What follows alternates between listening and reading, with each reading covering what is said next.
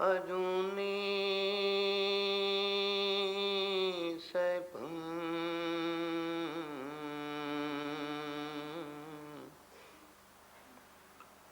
गुर प्रसाद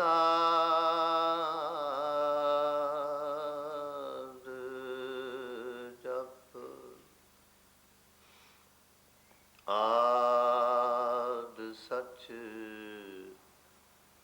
जुगाद सच है भी सच नानक होसी भी सच। बहुगुण मेरे साहिबे पाई हो तिसके बल जाओ।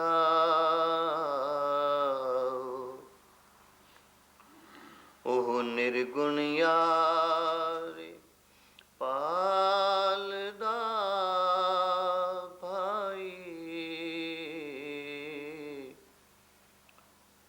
दे निथावे थाओ। निर्गुण राख लिया संतन का सदका।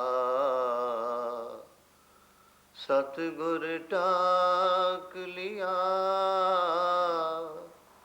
मोहे पापी पड़दा। नासरो मंसूर गुर गोबिंद सिंह एजदी मंसूर गुर गोबिंद सिंह। हकरा गंजूर गुर गोबिंद सिंह। जुमला फैज़े नूर गुर गोबिंद सिंह। गुर गोबिंद सिंह। श्री वाहिगुरु जी रुआल छंद तवै प्रसाद। आद रूप अनाद मूरत अजोन पुरख अपार। सर्व मान त्रिमान देव अभेव आद उदार। सर्व पालक सर्व कालक सर्व को पुन काल। जतर ततर ब्राज ही अवधूत रूप रिसाल। वाहिगुरु जी का खालसा वाहिगुरु जी की फतेह। परम सत्कार सन्मान योग गुरु रूप खालसा साध संगत जीओ। साहिबे कमाल साहिबे जमाल पीरान पीर मीरान मीर सरवरे कायनात कुल आलम दे सुल्तान राजान राज पानान पान देवान देव उपमा महान दे समरथ साहिब पार ब्रह्म गुरु परमेश्वर आप नारायण कला धार जग महे परवरियो।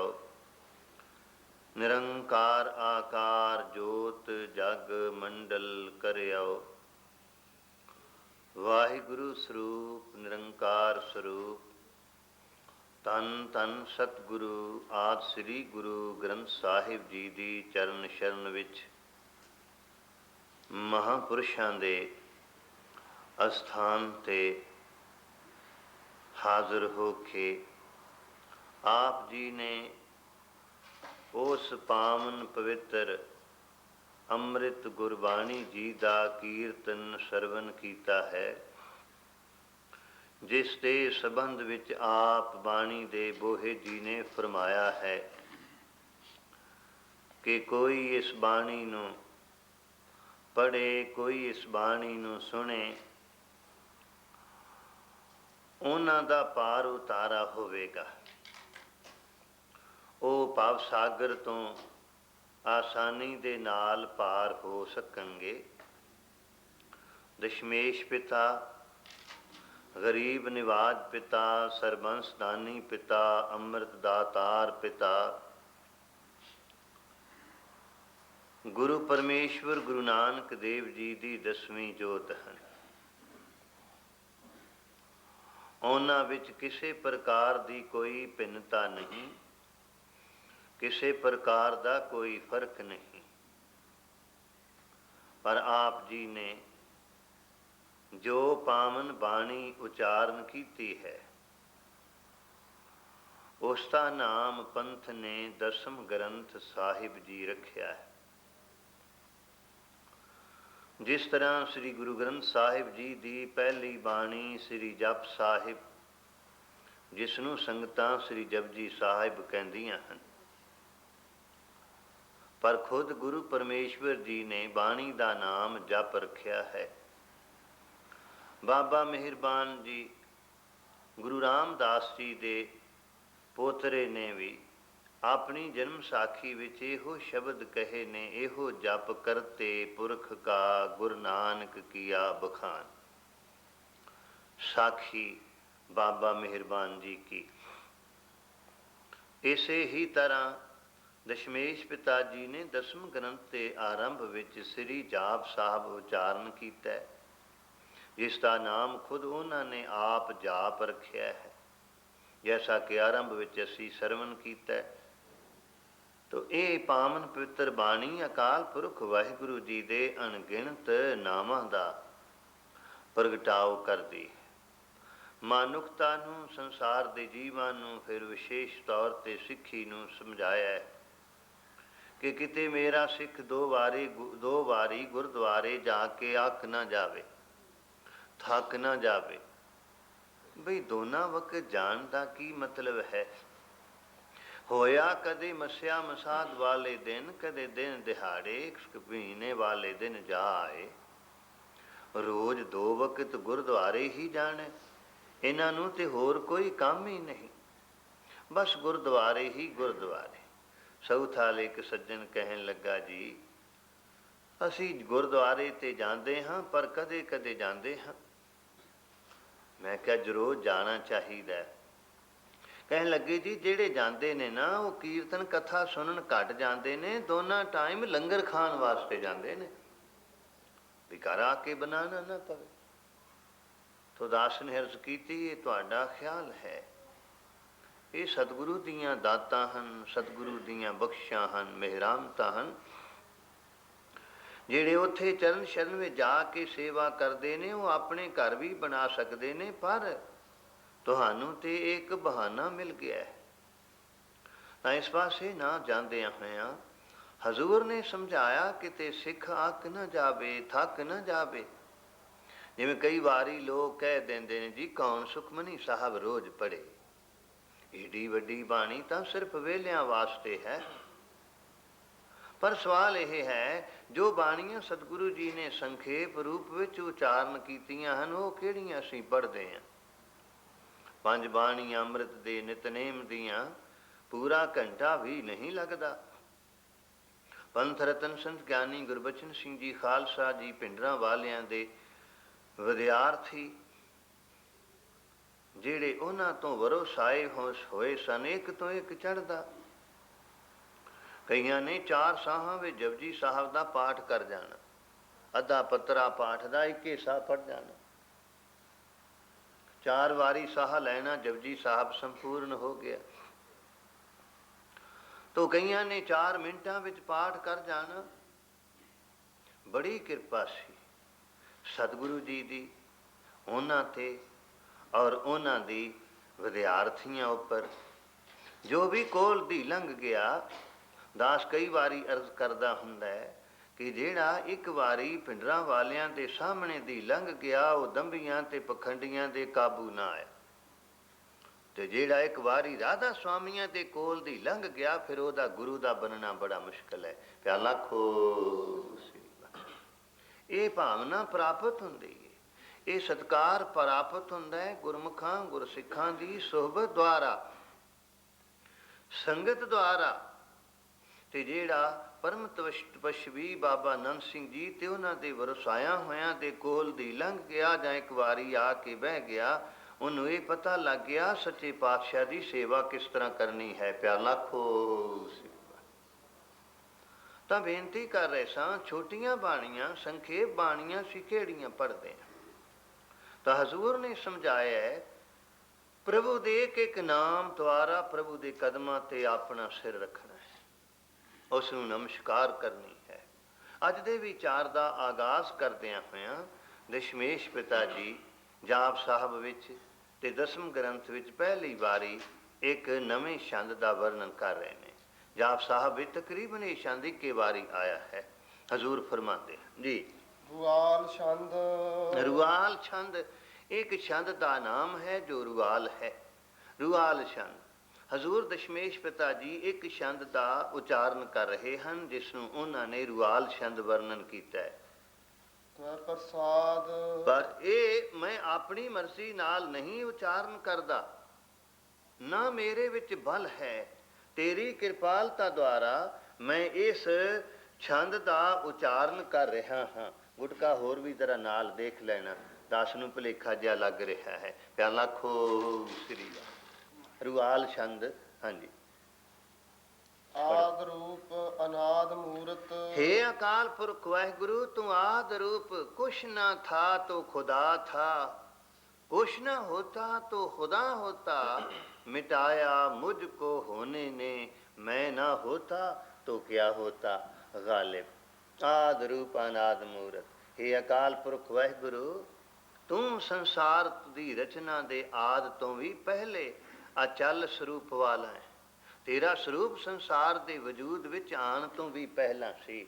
ਫਿਰ ਅਨਾਦ ਮੂਰਤ, ਤੇਰੀ ਜੋ ਮੂਰਤ ਹੈ, ਤੇਰੀ ਜੋ ਹਸਤੀ ਹੈ, ਤੇਰੀ ਜੋ ਸ਼ਖਸੀਅਤ ਹੈ, ਉਸ ਦਾ ਅਨਾਦ ਆਦ ਕੋਈ ਨਹੀਂ ਹੈ। ਕਿ ਕਦੋਂ ਕਦੀ ਹੈ ਇਹ ਕੋਈ ਨਹੀਂ ਕਹਿ ਸਕਦਾ, ਕਿਉਂਕਿ ਹਜ਼ਰਤ ਈਸਾ, ਹੁਣ ਅਸੀਂ ਹਿਸਾਬ ਲਗਾ ਲੈਂਦੇ ਹਾਂ 1992, ਯਾਨੀ 1992 ਸਾਲ ਤੇ ਹੋ ਗਏ ਉਹਨਾਂ ਦੇ ਜਨਮ ਨੂੰ ਹੋਇਆ।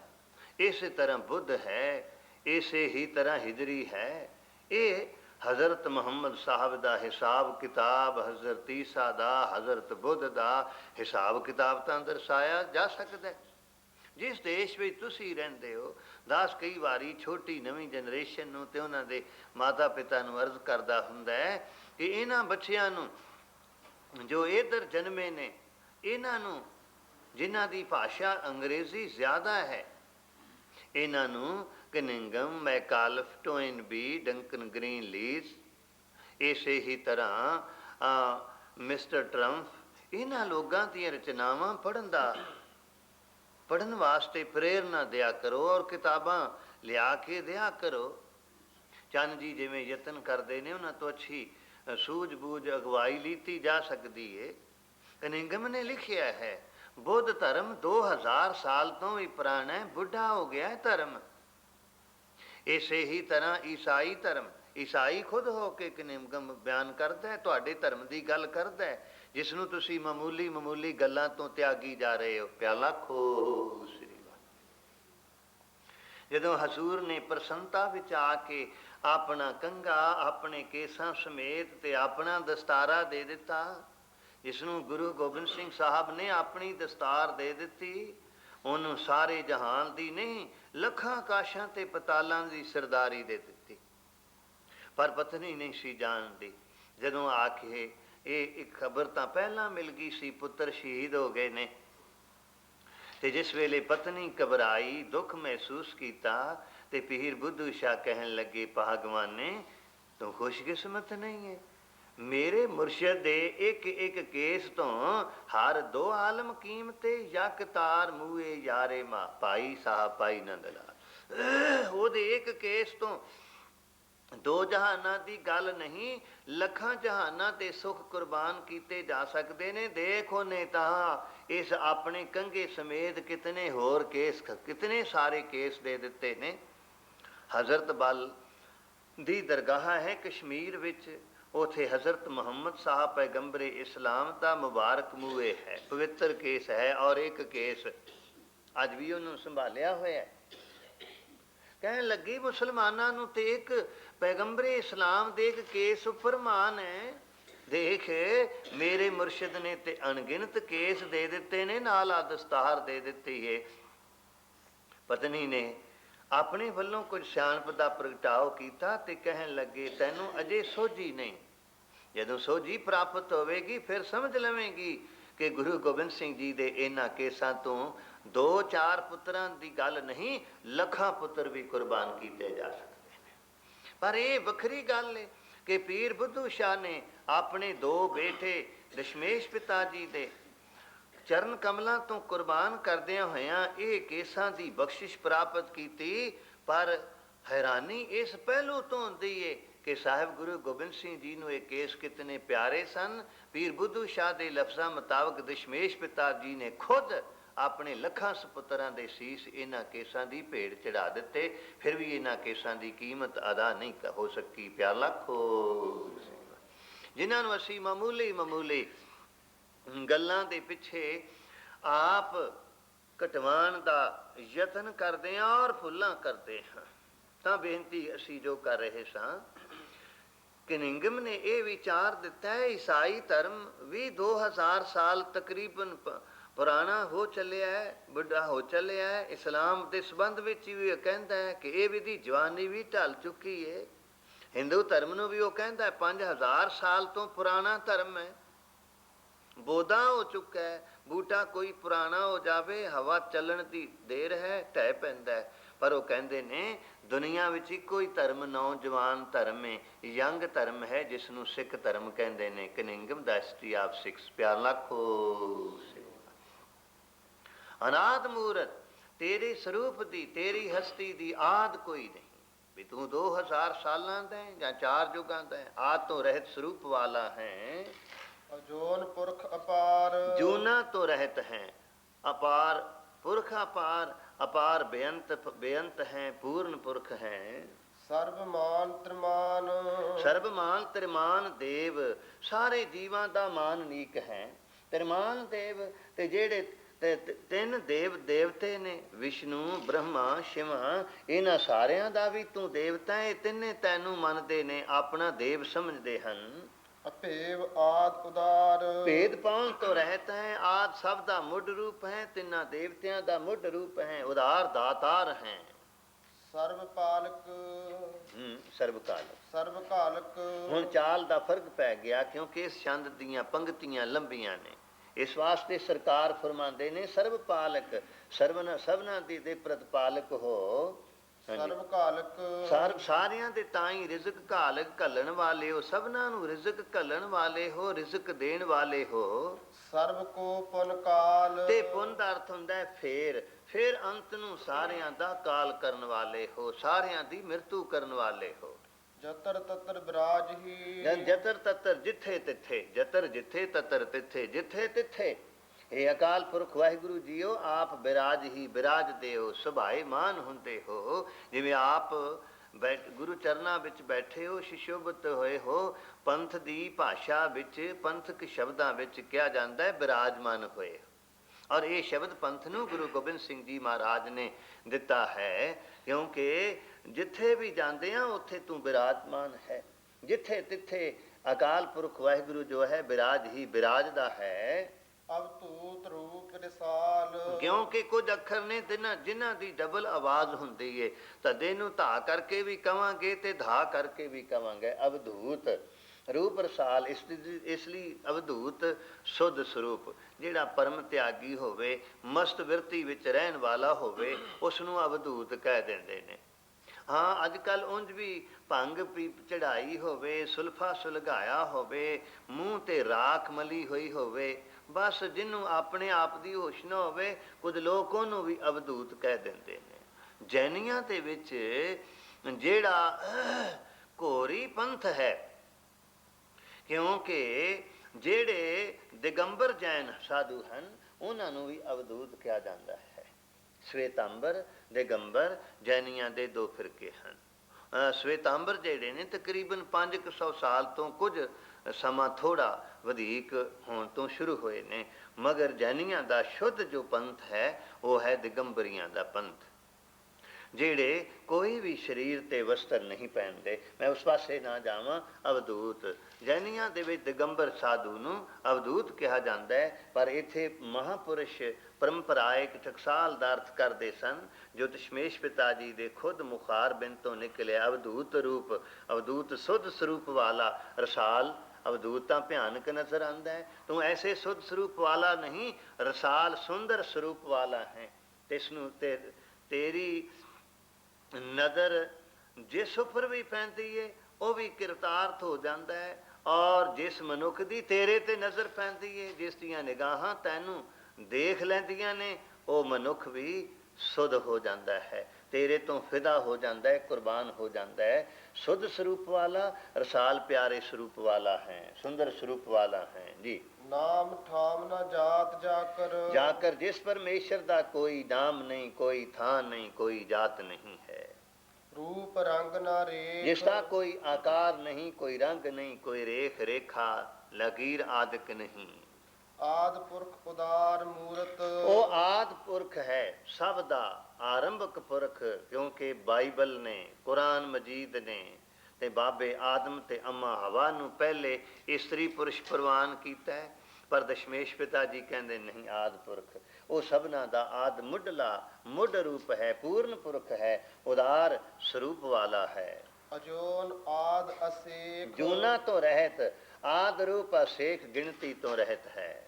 ਦੇਸ ਔਰ ਨਾ ਭੇਜ ਜਾਕਰ ਜਿਸ ਅਕਾਲ ਪੁਰਖ ਵਾਹਿਗੁਰੂ ਦਾ ਕੋਈ ਨਿਸ਼ਚਿਤ ਦੇਸ਼ ਨਹੀਂ, ਔਰ ਅਤੇ ਜਿਸ ਜਾਕਰ ਜਿਸ ਦਾ ਕੋਈ ਨਿਸ਼ਚਿਤ ਇੱਕ ਭੇਸ਼ ਵਿਭੇਸ਼ ਵੀ ਨਹੀਂ ਹੈ। ਰੂਪ ਰੇਖ ਨਾ ਰਾਗ ਜਿਸ ਦਾ ਕੋਈ ਆਕਾਰ ਨਹੀਂ, ਕੋਈ ਲਕੀਰ ਨਹੀਂ, ਨਾ ਰਾਗ, ਨਾ ਹੀ ਉਹਦਾ ਕਿਸੇ ਨਾਲ ਰਾਗ ਮੋਹ ਹੈ। ਉਹ ਕਿਸੇ ਨਾਲ ਮੋਹ ਨਹੀਂ ਕਰਦਾ, ਨਿਰਮੋਹੀ ਰਹਿੰਦਾ ਹੈ। ਦੇਹ ਵਿਹੀਨ ਸਨੇਹ ਸਭੋ ਤਨ, ਦੇਹ ਵਿਹੀਨ ਸਨੇਹ ਸਭੋ ਤਨ। ਅਕਾਲ ਉਸਤਤ ਦਸਮ ਗ੍ਰੰਥ ਗੁਰੂ ਗੋਬਿੰਦ ਸਿੰਘ ਸਾਹਿਬ ਜੀ। ਸਰੀਰਾਂ ਤੋਂ ਰਹਿਤ ਹੈ, ਸਾਰਿਆਂ ਨਾਲ ਪਿਆਰ ਹੈ, ਪਰ ਫਿਰ ਮੋਹ ਤੋਂ ਰਹਿਤ ਹੈ, ਮੋਹ ਉਸ ਦਾ ਕੋਈ ਨਹੀਂ ਹੈ। ਜਤਰ ਤਤਰ ਦਿਸ਼ਾ ਵਿਸਾ ਜਿੱਥੇ ਤਿੱਥੇ ਦਿਸ਼ਾਵਾਂ ਵਿੱਚ ਤੇ ਵਿਸਾ ਉਪ ਦਿਸ਼ਾਵਾਂ ਵਿੱਚ, ਕਿਉਂਕਿ ਸ੍ਰੀ ਗੁਰੂ ਗ੍ਰੰਥ ਸਾਹਿਬ ਜੀ ਮਹਾਰਾਜ ਵਿੱਚ 10 ਦਿਸ਼ਾਵਾਂ ਦਾ ਜ਼ਿਕਰ ਆਉਂਦਾ ਹੈ। ਵਿਸਾ ਉਪ ਦਿਸ਼ਾਵਾਂ ਹਨ। 10 ਦਿਸ਼ਾਵਾਂ, 4 ਦਿਸ਼ਾਵਾਂ ਤਾਂ ਇਹ ਮੰਨੀਆਂ ਜਾਂਦੀਆਂ ਨੇ, ਉੱਤਰ ਦੱਖਣ ਪੂਰਬ ਪੱਛਮ। ਆਸਾਨੀ ਨਾਲ ਸਮਝਣ ਲਈ, ਜਿਵੇਂ ਇੱਕ ਆਹ ਦੀਵਾਰ ਹੋਵੇ, ਇੱਕ ਆਹ ਦੀਵਾਰ ਹੋਵੇ, ਇਹ ਦਿਸ਼ਾਵਾਂ, ਇੱਕ ਇੱਧਰ ਹੋਵੇ, ਇੱਕ ਇੱਧਰ ਹੋਵੇ, ਉੱਤਰ ਦੱਖਣ ਪੂਰਬ ਪੱਛਮ, ਇਹ 4 ਦਿਸ਼ਾਵਾਂ ਹਨ। ਵਿਸਾ ਉਪ ਦਿਸ਼ਾਵਾਂ ਹਨ, ਜਿਨ੍ਹਾਂ ਨੂੰ ਕੋਣੇ ਕਿਹਾ ਜਾਂਦਾ ਹੈ। 4 ਜਿਹੜੇ ਕੋਣੇ ਨੇ ਇਹਨਾਂ ਨੂੰ ਵਿਸਾ ਉਪ ਦਿਸ਼ਾਵਾਂ ਕਿਹਾ ਜਾਂਦਾ ਹੈ, ਸਹਾਇਕ ਦਿਸ਼ਾਵਾਂ ਕਿਹਾ ਜਾਂਦਾ ਹੈ। ਫਿਰ ਧਰਤੀ ਤੇ ਆਕਾਸ਼, ਇਹ ਦਹਿ ਦਿਸ ਛਤਰ ਮੇਘ ਘਟਾ ਕੱਢ ਦਾਮਨ ਚਮਕ ਡਰਾਇਓ, ਸੋਰਠ ਮਹੱਲਾ ਪੰਜਵਾਂ। ਇਹ 10 ਦਿਸ਼ਾਵਾਂ ਹਨ। ਇੱਥੇ ਦਿਸ਼ਾਵਾਂ ਵਿੱਚ, 4 ਦਿਸ਼ਾਵਾਂ ਵਿੱਚ, ਵਿਸਾ ਉਪ ਦਿਸ਼ਾਵਾਂ ਵਿੱਚ ਅਕਾਲ ਪੁਰਖ ਵਾਹਿਗੁਰੂ, ਹਾਂਜੀ, ਜਤਰ ਤਤਰ ਦਿਸ਼ਾ ਵਿਸਾ ਹੋਏ, ਇਹਨਾਂ ਦਿਸ਼ਾਵਾਂ ਦਾ ਉਪ ਦਿਸ਼ਾਵਾਂ ਦਾ ਰੂਪ ਹੋ ਕੇ ਫੈਲਿਓ। ਅਨੁਰਾਗ, ਅਨੁਰਾਗ ਪ੍ਰੇਮ ਨਾਲ, ਅਨੁਰਾਗ ਇੱਕ ਰਸ ਉਹ ਫੈਲਿਆ ਹੋਇਆ ਹੈ, ਵਿਸਤਾਰ ਰੂਪ ਹੋ ਕੇ ਸਭ ਥਾਵਾਂ ਵਿੱਚ ਫੈਲਿਆ ਹੈ, ਸਮਾਇਆ ਹੈ। ਨਾਮ ਕਾਮ ਵਿਹੀਨ ਪੇਖਤ ਉਹ ਅਕਾਲ ਪੁਰਖ ਵਾਹਿਗੁਰੂ ਨਾਮਾਂ ਤੋਂ ਤੇ ਕਾਮ ਨਾਮਾਂ ਤੋਂ ਵਿਹੀਨ, ਬਿਨਾ ਪੇਖ ਦੇਖਿਆ ਜਾਂਦਾ ਹੈ।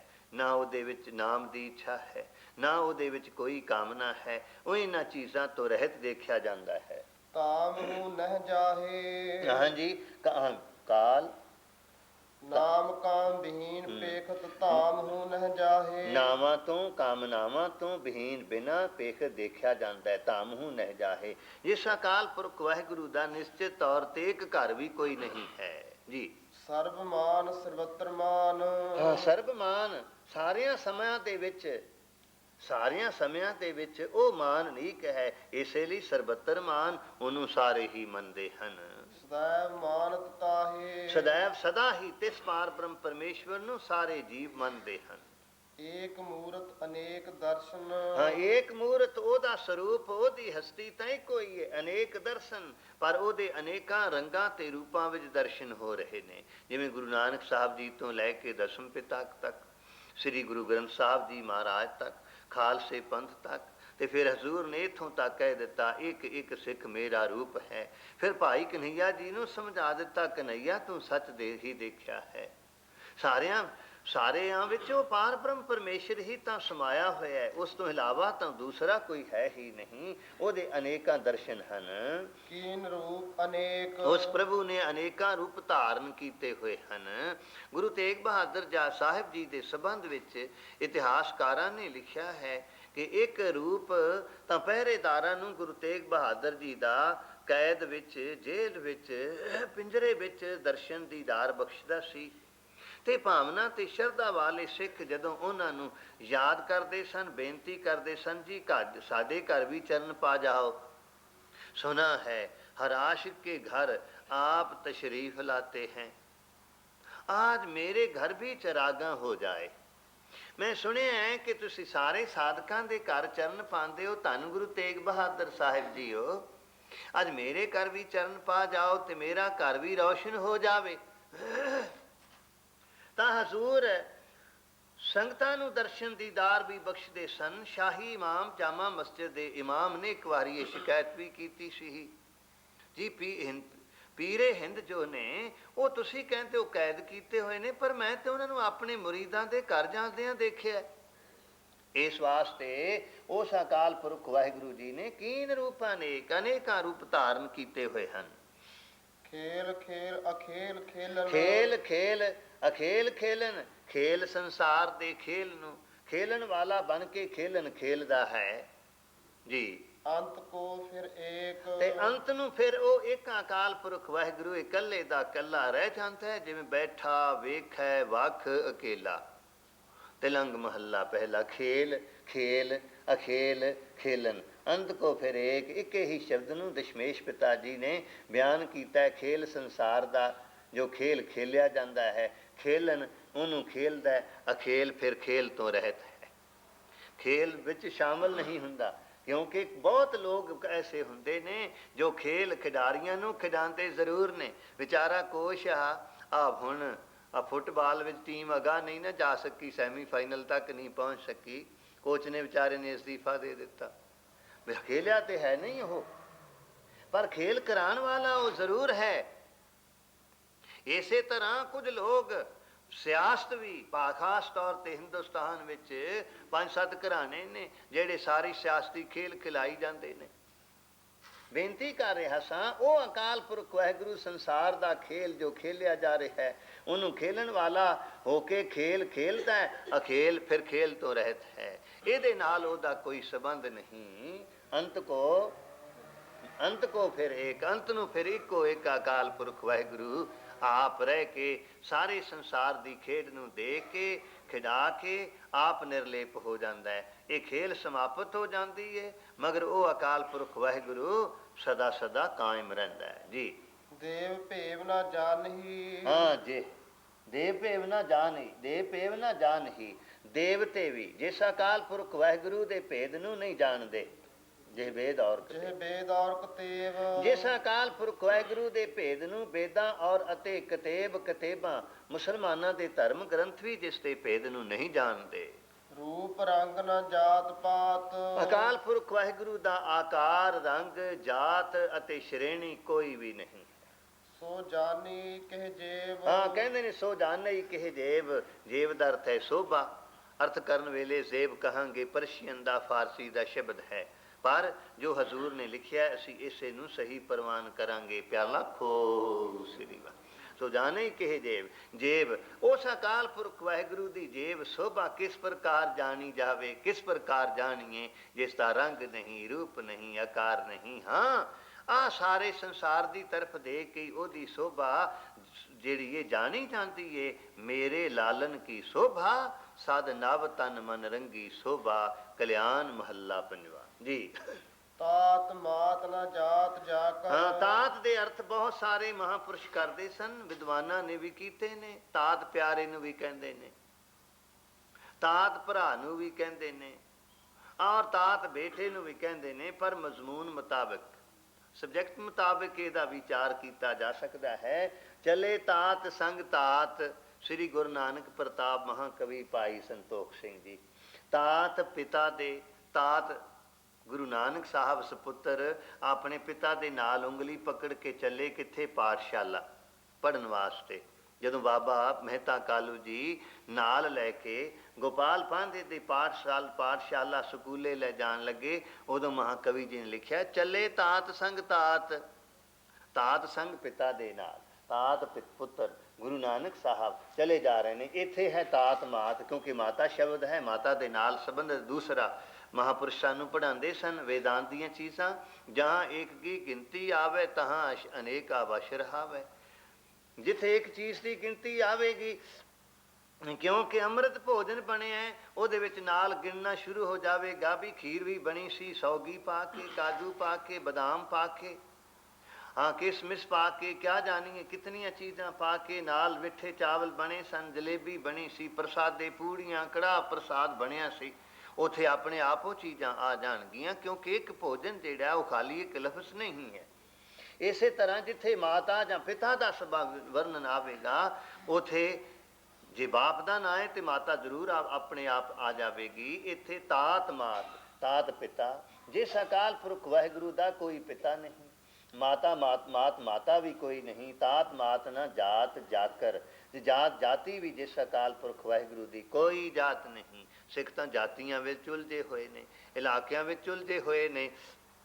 ਭਾਈ ਸਾਹਿਬ ਭਾਈ ਧਰਮ ਸਿੰਘ ਜੀ ਜ਼ਖਮੀ ਜੀ ਨੇ ਇੱਕ ਵਾਰੀ ਜ਼ਿਕਰ ਕੀਤਾ, ਉਹ ਪਹਿਲੀ ਵਾਰੀ ਮਲੇਸ਼ੀਆ ਸਿੰਗਾਪੁਰ ਹੋ ਕੇ ਗਏ ਸਨ। ਮੈਂ ਕਿਹਾ ਸੁਣਾਓ ਭਾਈ ਸਾਹਿਬ ਕੀ ਹਾਲ ਹੈ?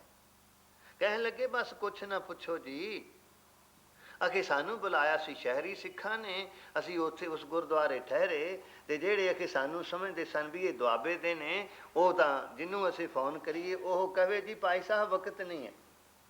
ਅਸੀਂ ਇਸ ਗੱਲ ਦਾ ਪਤਾ ਲੱਗਾ ਕੱਢਿਆ ਵੀ ਕੀ ਗੱਲ ਹੈ, ਇੰਨੇ ਸਨੇਹ ਕਰਨ ਵਾਲੇ ਲੋ ਪਿਆਰ ਵਾਲੇ ਸਨ, ਪਰ ਕੋਈ ਮਿਲ ਨਹੀਂ ਆਇਆ। ਅੱਗੇ ਹੌਲੀ ਹੌਲੀ ਸਾਨੂੰ ਪਤਾ ਲੱਗਾ ਵੀ ਤੁਸੀਂ ਉਹ ਸ਼ਹਿਰੀਆਂ ਦੇ ਗੁਰਦੁਆਰੇ ਕਿਉਂ ਠਹਿਰੇ ਹੋ, ਤੁਸੀਂ ਦੁਆਬੀਏ ਹੋ ਕੇ ਉਹਨਾਂ ਦੇ ਗੁਰਦੁਆਰੇ ਕੀਰਤਨ ਕਿਉਂ ਕੀਤਾ, ਇਸ ਲਈ ਹੁਣ ਤੁਸੀਂ ਉੱਥੇ ਹੀ ਕੀਰਤਨ ਕਰੋ। ਭਾਈ ਸਾਹਿਬ ਕਹਿਣ ਲੱਗੇ, ਬੜੀ ਮੁਸ਼ਕਲ ਨਾਲ ਸਮਝਾਇਆ ਵੀ ਸਤਿਗੁਰੂ ਦਾ ਸਾਰੇ ਸਤਿਗੁਰੂ ਦੇ ਘਰ ਨੇ, ਅਸੀਂ ਸਤਿਗੁਰੂ ਦੇ ਢਾਡੀ ਹਾਂ, ਖਾਲੀ ਤੁਹਾਡੇ ਨਹੀਂ ਆ। ਪਿਆਰ ਨਾਲ ਖੋਸ ਉਹ ਤਾਂ ਭਾਈ ਸ਼੍ਰੋਮਣੀ ਕੀਰਤਨੀਏ ਸਨ, ਸ਼੍ਰੋਮਣੀ ਵਿਦਵਾਨ ਸਨ, ਸ਼੍ਰੋਮਣੀ ਵਿਆਖਿਆਕਾਰ ਸੰਗੀਤਕਾਰ ਸਨ। ਸਾਡੇ ਵਰਗੇ ਹਿਮਾਚਲ ਸਾਥੀਆਂ ਨੂੰ ਤੇ ਮੁਸ਼ਕਿਲਾਂ ਹੁੰਦੀਆਂ ਨੇ। ਪਿਆਰ ਨਾਲ ਖੋਸ ਪਹਿਲੀ ਵਾਰੀ ਜਦੋਂ ਵੈਨਕੂਵਰ ਗਏ ਸਿੰਘ ਲੈਣ ਆਏ ਤੇ ਪਹਿਲਾਂ ਹੀ ਸਵਾਲ ਕਰਦੇ ਨੇ, ਕਿੱਥੋਂ ਆਏ ਹੋ ਭਾਈ ਜੀ? ਮੈਂ ਕਿਹਾ ਨਾਲੇ ਲੈਣ ਆਏ ਹੋ, ਨਾਲੇ ਪੁੱਛਦੇ ਹੋ? ਅਖੇ ਜੀ ਫਿਰ ਵੀ ਕੋਈ ਪੁੱਛਣਾ ਹੈ ਵੀ ਕਿਤੇ ਆਪਣੇ ਪੇਂਡੂ ਤੇ ਨਹੀਂ ਨਾ। ਮੈਂ ਕਿਹਾ ਬਸ ਇਹੋ ਹੀ ਸਮਝ ਲਓ ਕਿ ਪੇਂਡੂ ਹੀ ਆ। ਫਿਰ ਵੀ ਮੈਂ ਕਿਹਾ ਮੈਂ ਤਾਂ ਹੁਣ ਦਿੱਲੀ ਰਹਿਣਾ।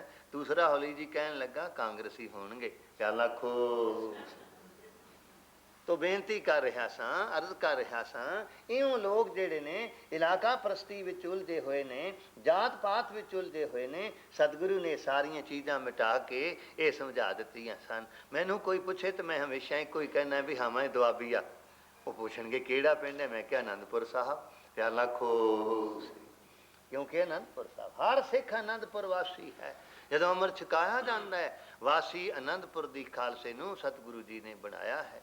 ਇਸ ਵਾਸਤੇ ਪਰ ਹਜ਼ੂਰ ਕਹਿੰਦੇ ਨੇ ਨਹੀਂ, ਪਿਤਾ ਮਾਤਾ ਜਾਤ ਜਿਸ ਅਕਾਲ ਪੁਰਖ ਵਾਹਿਗੁਰੂ ਜੀ ਦੀ ਕੋਈ ਵੀ ਨਹੀਂ ਹੈ ਜੀ। ਆ ਜਨਮ ਮਰਨ ਵਿਹੀਨ, ਤੇ ਜਨਮ ਤੇ ਮਰਨ ਤੋਂ ਬਿਨਾਂ ਹਾਂ ਅਸੀਂ ਜਾਤੀ ਪਾਤੀ ਵਿੱਚ ਉਲਝੇ ਹੋਏ ਹਾਂ। ਜਿਸ ਦਿਨ ਮੈਂ ਆਣਾ ਸੀ, ਇੱਕ ਨੌਜਵਾਨ ਸਿੰਘ ਪਹਿਲਾਂ ਵੀ ਅਸਥਾਨ ਤੇ ਡੇਰੇ ਤੇ ਸਾਲ ਸਵਾ ਸਾਲ ਸੇਵਾ ਕਰ ਗਿਆ, ਹੁਣ ਸ੍ਰੀ ਹਜ਼ੂਰ ਸਾਹਿਬ ਦੀ ਯਾਤਰਾ ਕਰਕੇ ਵਾਪਸ ਗਿਆ। ਮੈਂ ਕਿਹਾ ਸੁਣਾ? ਕਹਿਣ ਲੱਗਾ ਤੁਸੀਂ ਜਾ ਰਹੇ ਹੋ, ਅਰਦਾਸ ਕਰੋ ਮੈਂ ਆਪਣੀ ਸਾਰੀ ਜ਼ਿੰਦਗੀ ਇਸ ਅਸਥਾਨ ਤੇ ਸੇਵਾ ਕਰਾਂਗਾ।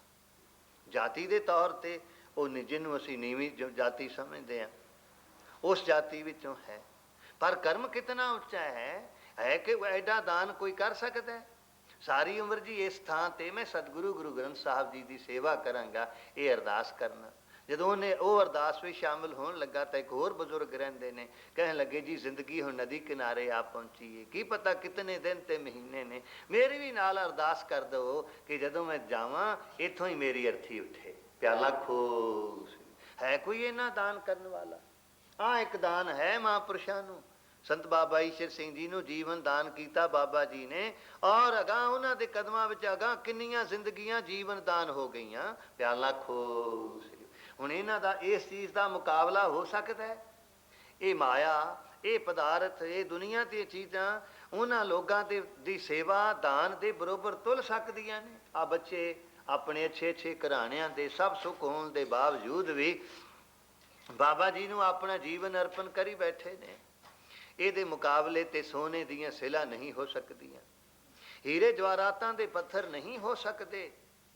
ਕੋਈ ਦੁਨੀਆ ਦੀ ਚੀਜ਼ ਇਸ ਅਰਪਣ ਦੇ ਸਾਹਮਣੇ ਤੁੱਛ ਹੈ, ਬਸ਼ਰਤੇ ਕਿ ਕਿਤੇ ਮਾਨ ਨਾ ਆ ਜਾਵੇ। ਪਿਆਲਾ ਖੋਸ ਮਾਨ ਨਾ ਆ ਜਾਵੇ। ਇੱਥੇ ਆਦਮੀ ਟਿਕਿਆ ਰਹੇ, ਜਾਨ दी हुई उसी की थी, हक तो ये है कि हक अदा न हुआ।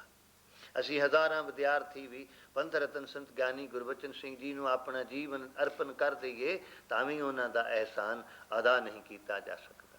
ਹਾਂ, ਮਹਾਂਪੁਰਸ਼ ਜੀ ਦਾਨ ਦਿੰਦੇ ਨੇ ਤੇ ਜੀ ਦਾਨ ਦੀ ਕੋਈ ਕੀਮਤ ਨਹੀਂ। ਜੋ ਵੀ ਮਹਾਂਪੁਰਸ਼ ਸੰਸਾਰ ਤੇ ਆਉਂਦਾ ਹੈ ਉਹ ਜੀਵਾਂ ਨੂੰ ਜੀ ਦਾਨ ਦੇਣ ਵਾਸਤੇ ਆਉਂਦਾ ਹੈ। ਉਸ ਦਾ ਕੋਈ ਮੁਕਾਬਲਾ ਨਹੀਂ, ਉਸ ਦੀ ਕੋਈ ਕੀਮਤ ਅਦਾ ਨਹੀਂ ਕੀਤੀ ਜਾ ਸਕਦੀ। ਪਿਆਲਾ ਖੋਸ ਤਾਂ ਇੱਥੇ ਵਰਣਨ ਕਰ ਰਹੇ ਨੇ, ਉਹ ਇਹਨਾਂ ਸਾਰੀਆਂ ਚੀਜ਼ਾਂ ਤੋਂ ਰਹਿਤ ਹੈ। ਜਨਮ ਮਰਨ ਵਿਹੀਨ, ਜਨਮ ਤੇ ਮਰਨ ਤੋਂ ਵਿਹੀਨ ਬਿਨਾ ਹੈ ਜੀ। ਚੱਕਰ ਬੱਕਰ ਫਿਰੈ, ਚੱਕਰ ਬੱਕਰ ਫਿਰੈ ਚਤਰ ਚੱਕ, ਚੱਕਰ ਬੱਕਰ ਫਿਰੈ ਚਤਰ ਚੱਕ। ਮਾਂ ਨਹੀਂ, ਉਹ ਚੱਕਰ ਦਾ ਅਰਥ ਹੈ ਚੱਕਰ, ਬੱਕਰ ਦਾ ਅਰਥ ਹੈ ਟੇਢਾ। ਬੱਕਰ तब लोक कै प्रगटी बांकी, तीन लोक में सुध रहे कांकी। श्री गुर प्रताप सूरज ग्रंथ महाकवि संतोख सिंह जी सरकार ने जदों चमकौर दी गढ़ी ते अपनी बुरजी तो अपने गुंबद विचों देखिया तो महाकवि जी कहन लगे ने 33 करोड़ देवतियां ने हाथ जोड़ दिते, हजूर खिमा करो, हजूर बख्श लवो, हजूर बख्श लवो। क्योंकि हजूर अपनी कमान विचों एक तीर चलान लगे सन, जिसका मनोरथ सी कि इके तीर दे नाल तमाम औरंगजेब की फौज नूं सदा दी नींदे सुआ दिता जा सकदा है। हजूर दे जदों ये विचार विच आया ही सी तां 33 करोड़ देवते थरथराण लग पै, धरती कंबी, आसमान कंबिया, गड़गड़ाहट होई। फरिश्तियां ने देवतियां ने हाथ जोड़े, हजूर सारा संसार नाश हो सकता है। आप दे एक तीर चलाने दे नाल हजूर ने अपने कमान चों फिर तीर अपने पत्थे विच वापस कर लीता कि मेरा विरोध किसी मनुख नाल नहीं, मेरा जुल्म नाल विरोध है।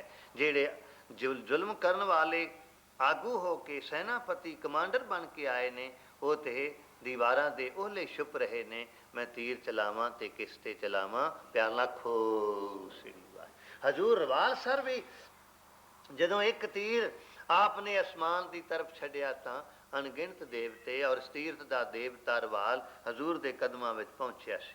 रवाल सर ते उस वक्त ही हजूर ने बहुत सारे भविख के बचन किए सन। हुण समा नहीं उन्होंने आप दे कदमां विच अर्ज किया जा सके। 88 विच सऊथ हाल तकरीबन 2 महीने 100 साखी हजूर ने जो दसम पिता ने दसम ग्रंथ विच भविखत विचार लिखे ने, उस वक्त इन्हां चीज़ां नूं विस्तार नाल कहण दा मौका मिलिया। इसदा साधु सिंह जी उस वक्त किते सुनते रहे ने, पर हुण क्योंकि असीं चाहते हैं जाप साहब विदा अखरी अर्थ विचारे जा सकन। चक्कर बक्कर फिरै चतर चक, चक्कर बक्कर फिरै चतर चक, चतर दा अर्थ है चार, ਚੱਕ ਦਾ ਅਰਥ ਹੈ ਚੱਕਾਂ ਵਿੱਚ। ਚੌਂ ਚੱਕਾਂ ਵਿੱਚ ਹੇ ਅਕਾਲ ਪੁਰਖ ਵਾਹਿਗੁਰੂ ਤੇਰਾ ਹੁਕਮ ਰੂਪ ਚੱਕਰ ਬੜਾ ਟੇਢਾ ਹੋ ਕੇ ਫਿਰ ਰਿਹਾ ਹੈ, ਵਗ ਰਿਹਾ ਹੈ। ਕਿਸੇ ਮਾਂ ਦੀਆਂ ਅੱਖਾਂ ਦੇ ਸਾਹਮਣੇ ਚੜ੍ਹਦੀ ਜਵਾਨੀ ਦਾ ਬੇਟਾ ਗੁਜ਼ਰ ਜਾਵੇ, ਉਹਨੂੰ ਪੁੱਛੋ ਉਹਦੀ ਕੀ ਹਾਲਤ ਹੁੰਦੀ ਏ। ਇੱਥੇ ਤੇ ਸ਼ਾਇਦ ਕੀਮਤ ਨਾ ਹੋਵੇ। ਤੇ ਕਬੀਰ ਜੀ ਨੇ ਜੋ ਬਚਨ ਕਹੇ ਸਨ ਇਹਨਾਂ ਮੁਲਕਾਂ ਤੇ ਲਾਗੂ ਹੁੰਦੇ ਨੇ, ਖਸਮ ਮਰੈ ਤੋ ਨਾਰ ਨਾ ਰੋਵੇ, ਉਸ ਰਖਵਾਰਾ ਔਰੋ ਹੋਵੇ, रखवारे का हुए विनाश, आ गए नरक यहाँ भोग बिलास। गोंड कबीर जी ਆਪ ਜਿੱਥੇ ਹੁਣ ਪ੍ਰੋਗਰਾਮ ਤੇ ਜਾ ਕੇ ਆਏ ਹਾਂ, ਪਹਿਲਾਂ ਉਸ ਬੱਚੀ ਦਾ ਕਿਤੇ ਵਿਆਹ ਸੀ, ਉਹ ਛੁੱਡ ਛੁੱਡਈਆ ਹੋ ਗਿਆ। ਦੂਜੇ ਥਾਂ ਤੇ ਕੀਤਾ ਔਰ ਉਸ ਬੱਚੇ ਨੂੰ ਉਸਦੇ ਫਾਦਰ ਨੇ ਮਾਰ ਦਿੱਤਾ, ਖਤਮ ਕਰ ਦਿੱਤਾ, ਔਰ ਮਾਤਾ ਪਿਤਾ ਦਾ ਉਹ ਬੱਚਾ ਇੱਕੋ ਹੀ ਬੱਚਾ ਸੀ। ਤੋ ਇਉਂ ਇੱਧਰ ਤਾਂ ਕੋਈ ਕੀਮਤ ਨਹੀਂ ਸਮਝ ਸਕਦਾ। ਪਰ ਬੇਨਤੀ ਕਰ ਰਹੇ ਸਾਂ, ਸਾਡੀ ਤਹਿਜ਼ੀਬ ਮੁਤਾਬਿਕ, ਸਾਡੇ ਦੇਸ਼ ਦੇ ਵਾਤਾਵਰਨ ਮੁਤਾਬਿਕ ਜਦੋਂ ਕਿਸੇ ਚੜ੍ਹਦੀ ਜਵਾਨੀ ਦੀ ਪਤਨੀ ਦਾ ਜਵਾਨ ਪਤੀ ਉਹਦੀਆਂ ਅੱਖਾਂ ਤੋਂ ਓਹਲੇ ਹੋ ਜਾਵੇ, ਫਿਰ ਪੁੱਛੋ ਉਹਨੂੰ ਹੁਕਮ ਸੌਖਾ ਮੰਨਣਾ ਹੋਵੇਗਾ? ਉਹਦੇ ਲਈ ਉਹ ਟੇਢਾ ਹੁਕਮ ਹੈ, ਚੱਕਰ ਬੱਕਰ ਫਿਰੇ ਚਤਰ ਚੱਕ, ਚੌਂ ਚੱਕਾਂ ਦੇ ਵਿੱਚ ਅਕਾਲ ਪੁਰਖ ਵਾਹਿਗੁਰੂ ਜੀ ਦਾ ਹੁਕਮ ਰੂਪ ਚੱਕਰ ਜਿਹੜਾ ਸੁਦਰਸ਼ਨ ਚੱਕਰ ਹੈ, ਉਹ ਬੜਾ ਟੇਢਾ, ਬੜਾ ਬਿਖੜਾ ਹੋ ਕੇ ਫਿਰ ਰਿਹਾ ਹੈ, ਵਰਤ ਰਿਹਾ ਹੈ, ਪਰ ਕੋਈ ਹੁਕਮ ਨੂੰ ਟਾਲ ਤਾਂ ਨਹੀਂ ਸਕੇਗਾ, ਕੋਈ ਹੁਕਮ ਨੂੰ ਟਾਲ ਨਹੀਂ ਸਕਦਾ ਜੀ। ਮਾਨੇ ਪੁਰਤੀਨ ਤੇ ਤਿੰਨਾਂ ਪੁਰੀਆਂ ਵਿੱਚ, ਤਿੰਨਾਂ ਲੋਕਾਂ ਵਿੱਚ ਉਸ ਅਕਾਲ ਪੁਰਖ ਵਾਹਿਗੁਰੂ ਦਾ ਹੁਕਮ ਮੰਨਿਆ ਜਾਂਦਾ ਹੈ, ਔਰ ਉਹ ਮਾਨਨੀਕ ਹੈ। ਲੋਕ 14 ਕੇ ਵਿਖੈ 14 ਲੋਕਾਂ ਦੇ ਵਿੱਚ ਜਿਹੜੇ ਨੇ ਉੱਪਰ ਤੇ ਸਦ ਧਰਤੀ ਤੋਂ ਨੀਚੇ, 14 ਲੋਕਾਂ ਦੇ ਵਿੱਚ, 14 ਪੁਰੀਆਂ ਦੇ ਵਿੱਚ ਜਗ ਜਾਪ ਹੀ ਜਿਹ ਜਾਪ ਜਗ ਜੀਵ, ਜਗਤ ਦੇ ਜਿਹੜੇ ਜੀਵ ਨੇ ਜਿਸ ਅਕਾਲ ਪੁਰਖ ਵਾਹਿਗੁਰੂ ਦੇ ਜਾਪ ਨੂੰ ਜਪਦੇ ਹਨ, ਸਾਰੇ ਜਪਦੇ ਨੇ। ਭਾਵੇਂ ਕੋਈ ਔਖੇ ਵੇਲੇ ਆਖੇ ਵਾਹਿਗੁਰੂ ਹੁਣ ਬਖਸ਼ ਲੈ, ਵਾਹਿਗੁਰੂ ਹੁਣ ਬਖਸ਼ ਲਵੇ, ਦੁੱਖ ਲਾਗੇ ਤਾਂ ਰਾਮ ਪੁਕਾਰਾ ਹੈ। ਜਦੋਂ ਦੁੱਖ ਆਉਂਦਾ ਉਦੋਂ ਅਸੀਂ ਅਕਾਲ ਪੁਰਖ ਵਾਹਿਗੁਰੂ ਨੂੰ ਯਾਦ ਕਰਦੇ ਹਾਂ। ਸੁੱਖਾਂ ਵੇਲੇ ਕਿੱਥੇ ਗੁਰਦੁਆਰੇ ਦਾ ਰਸਤਾ ਆਉਂਦਾ ਹੈ? ਉਹ ਵਡਭਾਗੀ ਨੇ, ਖੁਸ਼ਕਿਸਮਤ ਨੇ ਜਿਨ੍ਹਾਂ ਨੂੰ ਸੁੱਖਾਂ ਦੇ ਵਕਤ ਅਕਾਲ ਪੁਰਖ ਵਾਹਿਗੁਰੂ ਯਾਦ ਆਵੇ ਜੀ। ਆਦ ਦੇਵ ਅਨਾਦ ਮੂਰਤ ਆਦ ਦੇਵ ਸਭ ਤੋਂ ਪਹਿਲਾ ਦੇਵਤਾ ਹੈ, ਸਭਨਾ ਦਾ ਆਦ ਰੂਪ ਹੈ, ਪ੍ਰਕਾਸ਼ਕ ਹੈ, ਪੂਜਨੀਕ ਹੈ, ਆਦ ਤੋਂ ਰਹਿਤ ਸਰੂਪ ਵਾਲਾ ਹੈ। ਥਾਪਿਓ ਸਭੈ ਜਿਹ ਥਾਪ ਜਿਸ ਅਕਾਲ ਪੁਰਖ ਵਾਹਿਗੁਰੂ ਨੇ ਇਹ ਸਾਰਾ ਸੰਸਾਰ ਰੂਪ, ਸਾਰਾ ਸੰਸਾਰ ਜਿਹੜਾ ਹੈ, ਇਸ ਨੂੰ ਸਥਾਪਨ ਕਰਨ ਵਾਲਾ ਬਣ ਕੇ ਥਾਪਨਾ ਕੀਤਾ ਹੈ, ਸਥਾਪਨ ਕੀਤਾ ਹੋਇਆ ਹੈ। ਪਰਮ ਰੂਪ ਪੁਨੀਤ ਮੂਰਤ ਵੱਡੇ ਸਰੂਪ ਵਾਲਾ ਹੈ, ਪਵਿੱਤਰ ਸਰੂਪ ਵਾਲਾ ਹੈ। ਪੂਰਨ ਪੁਰਖ ਅਪਾਰ ਹਾਂ, ਪੂਰਨ ਪੁਰਖ ਹੈ ਉਹ, ਤੇ ਫਿਰ ਅਪਾਰ ਬੇਅੰਤ ਹੈ। ਸਰਬ ਵਿਸ਼ਵ ਰਚਿਓ ਸਰਬ ਵਿਸ਼ਵ ਰਚਿਓ ਸੁਯਮ ਭਵ, ਸਾਰੇ ਵਿਸ਼ਵ ਦਾ ਅਰਥ ਹੈ ਸੰਸਾਰ। ਗੁਰਬਾਣੀ ਵਿੱਚ ਵਿਸ਼ਵ ਤੇ ਵਿਸ ਸ਼ਬਦ ਸੰਸਾਰ ਦੇ ਰੂਪ ਵਿੱਚ ਵਰਣਨ ਕੀਤਾ ਹੈ। ਇਹੋ ਵਿਸ ਸੰਸਾਰ ਤੁਮ ਦੇਖਦੇ, ਇਹੋ ਹਰ ਕਾ ਰੂਪ ਹੈ।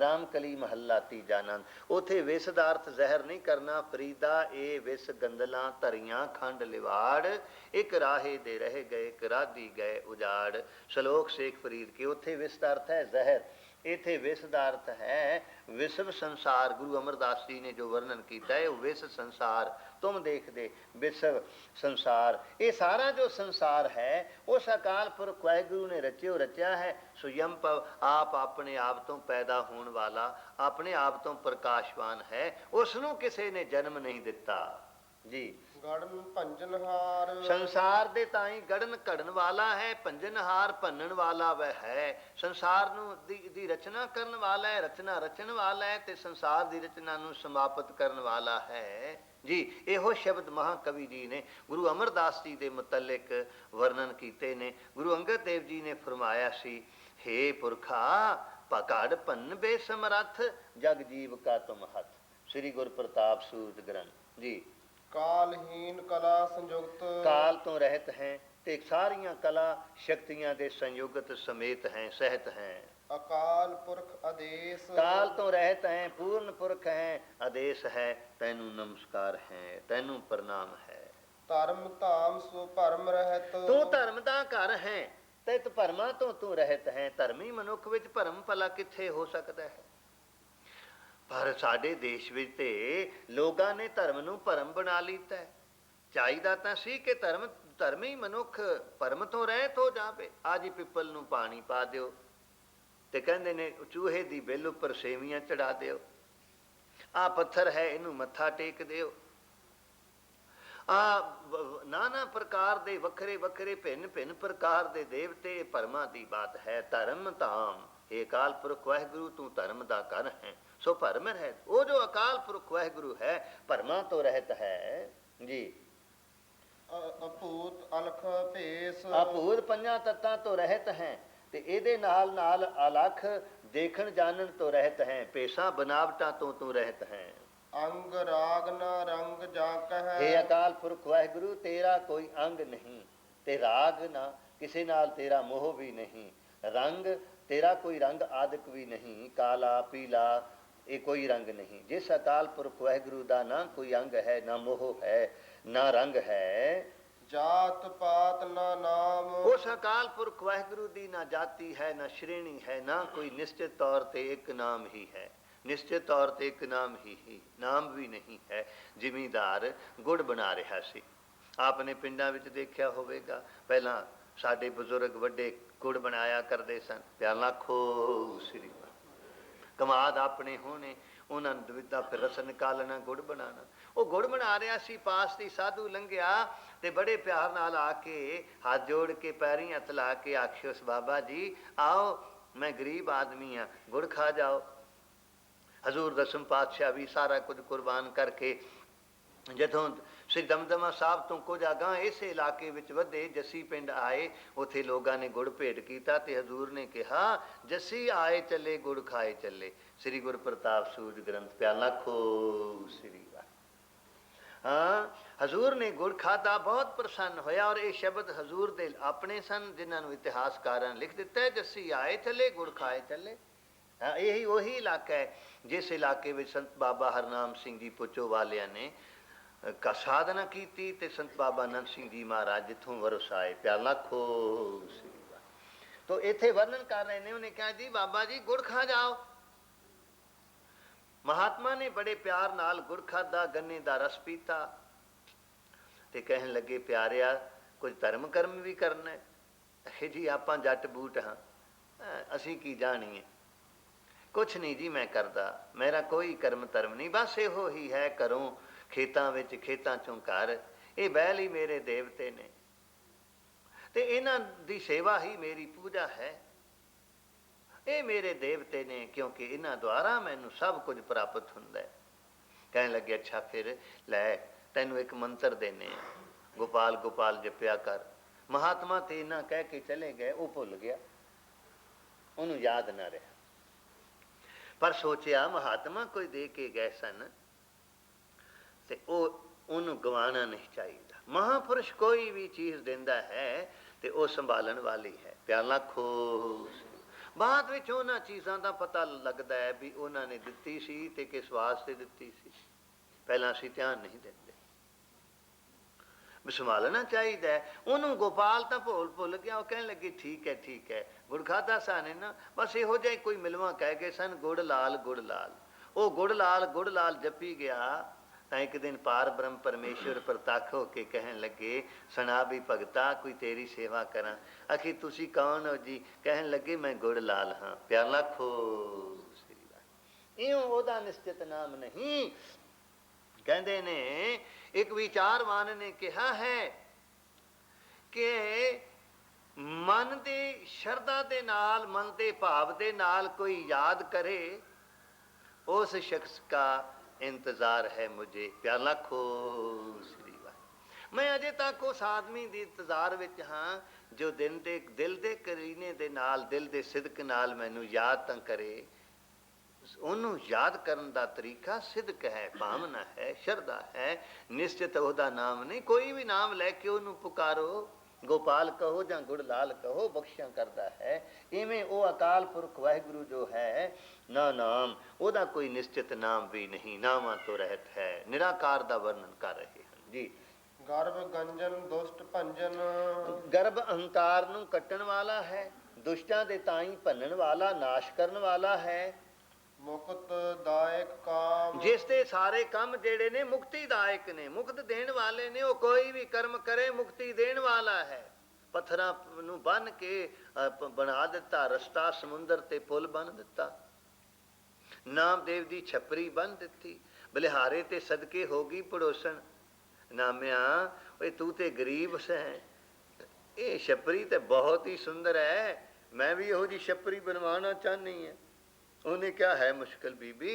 ਅਹੇ ਨਾਮਿਆ ਤੂੰ ਰਾਤ ਰਾਤ ਕਰੋੜਪਤੀ ਹੋ ਗਿਆ, ਤੂੰ ਇੰਨੀ ਸੋਹਣੀ ਛਪਰੀ ਬਣਵਾ ਲਈ ਤੀ। ਕਹਿਣ ਲੱਗੇ ਬੰਨੇਗਾ, ਪਰ ਉਹ ਜਿਹੜਾ ਛਪਰੀ ਬੰਨਣ ਵਾਲਾ ਬੇਡੀ ਹੈ ਛਾਪਰੀ, ਉਹ ਮਜ਼ਦੂਰੀ ਬਹੁਤ ਮੰਗਦਾ।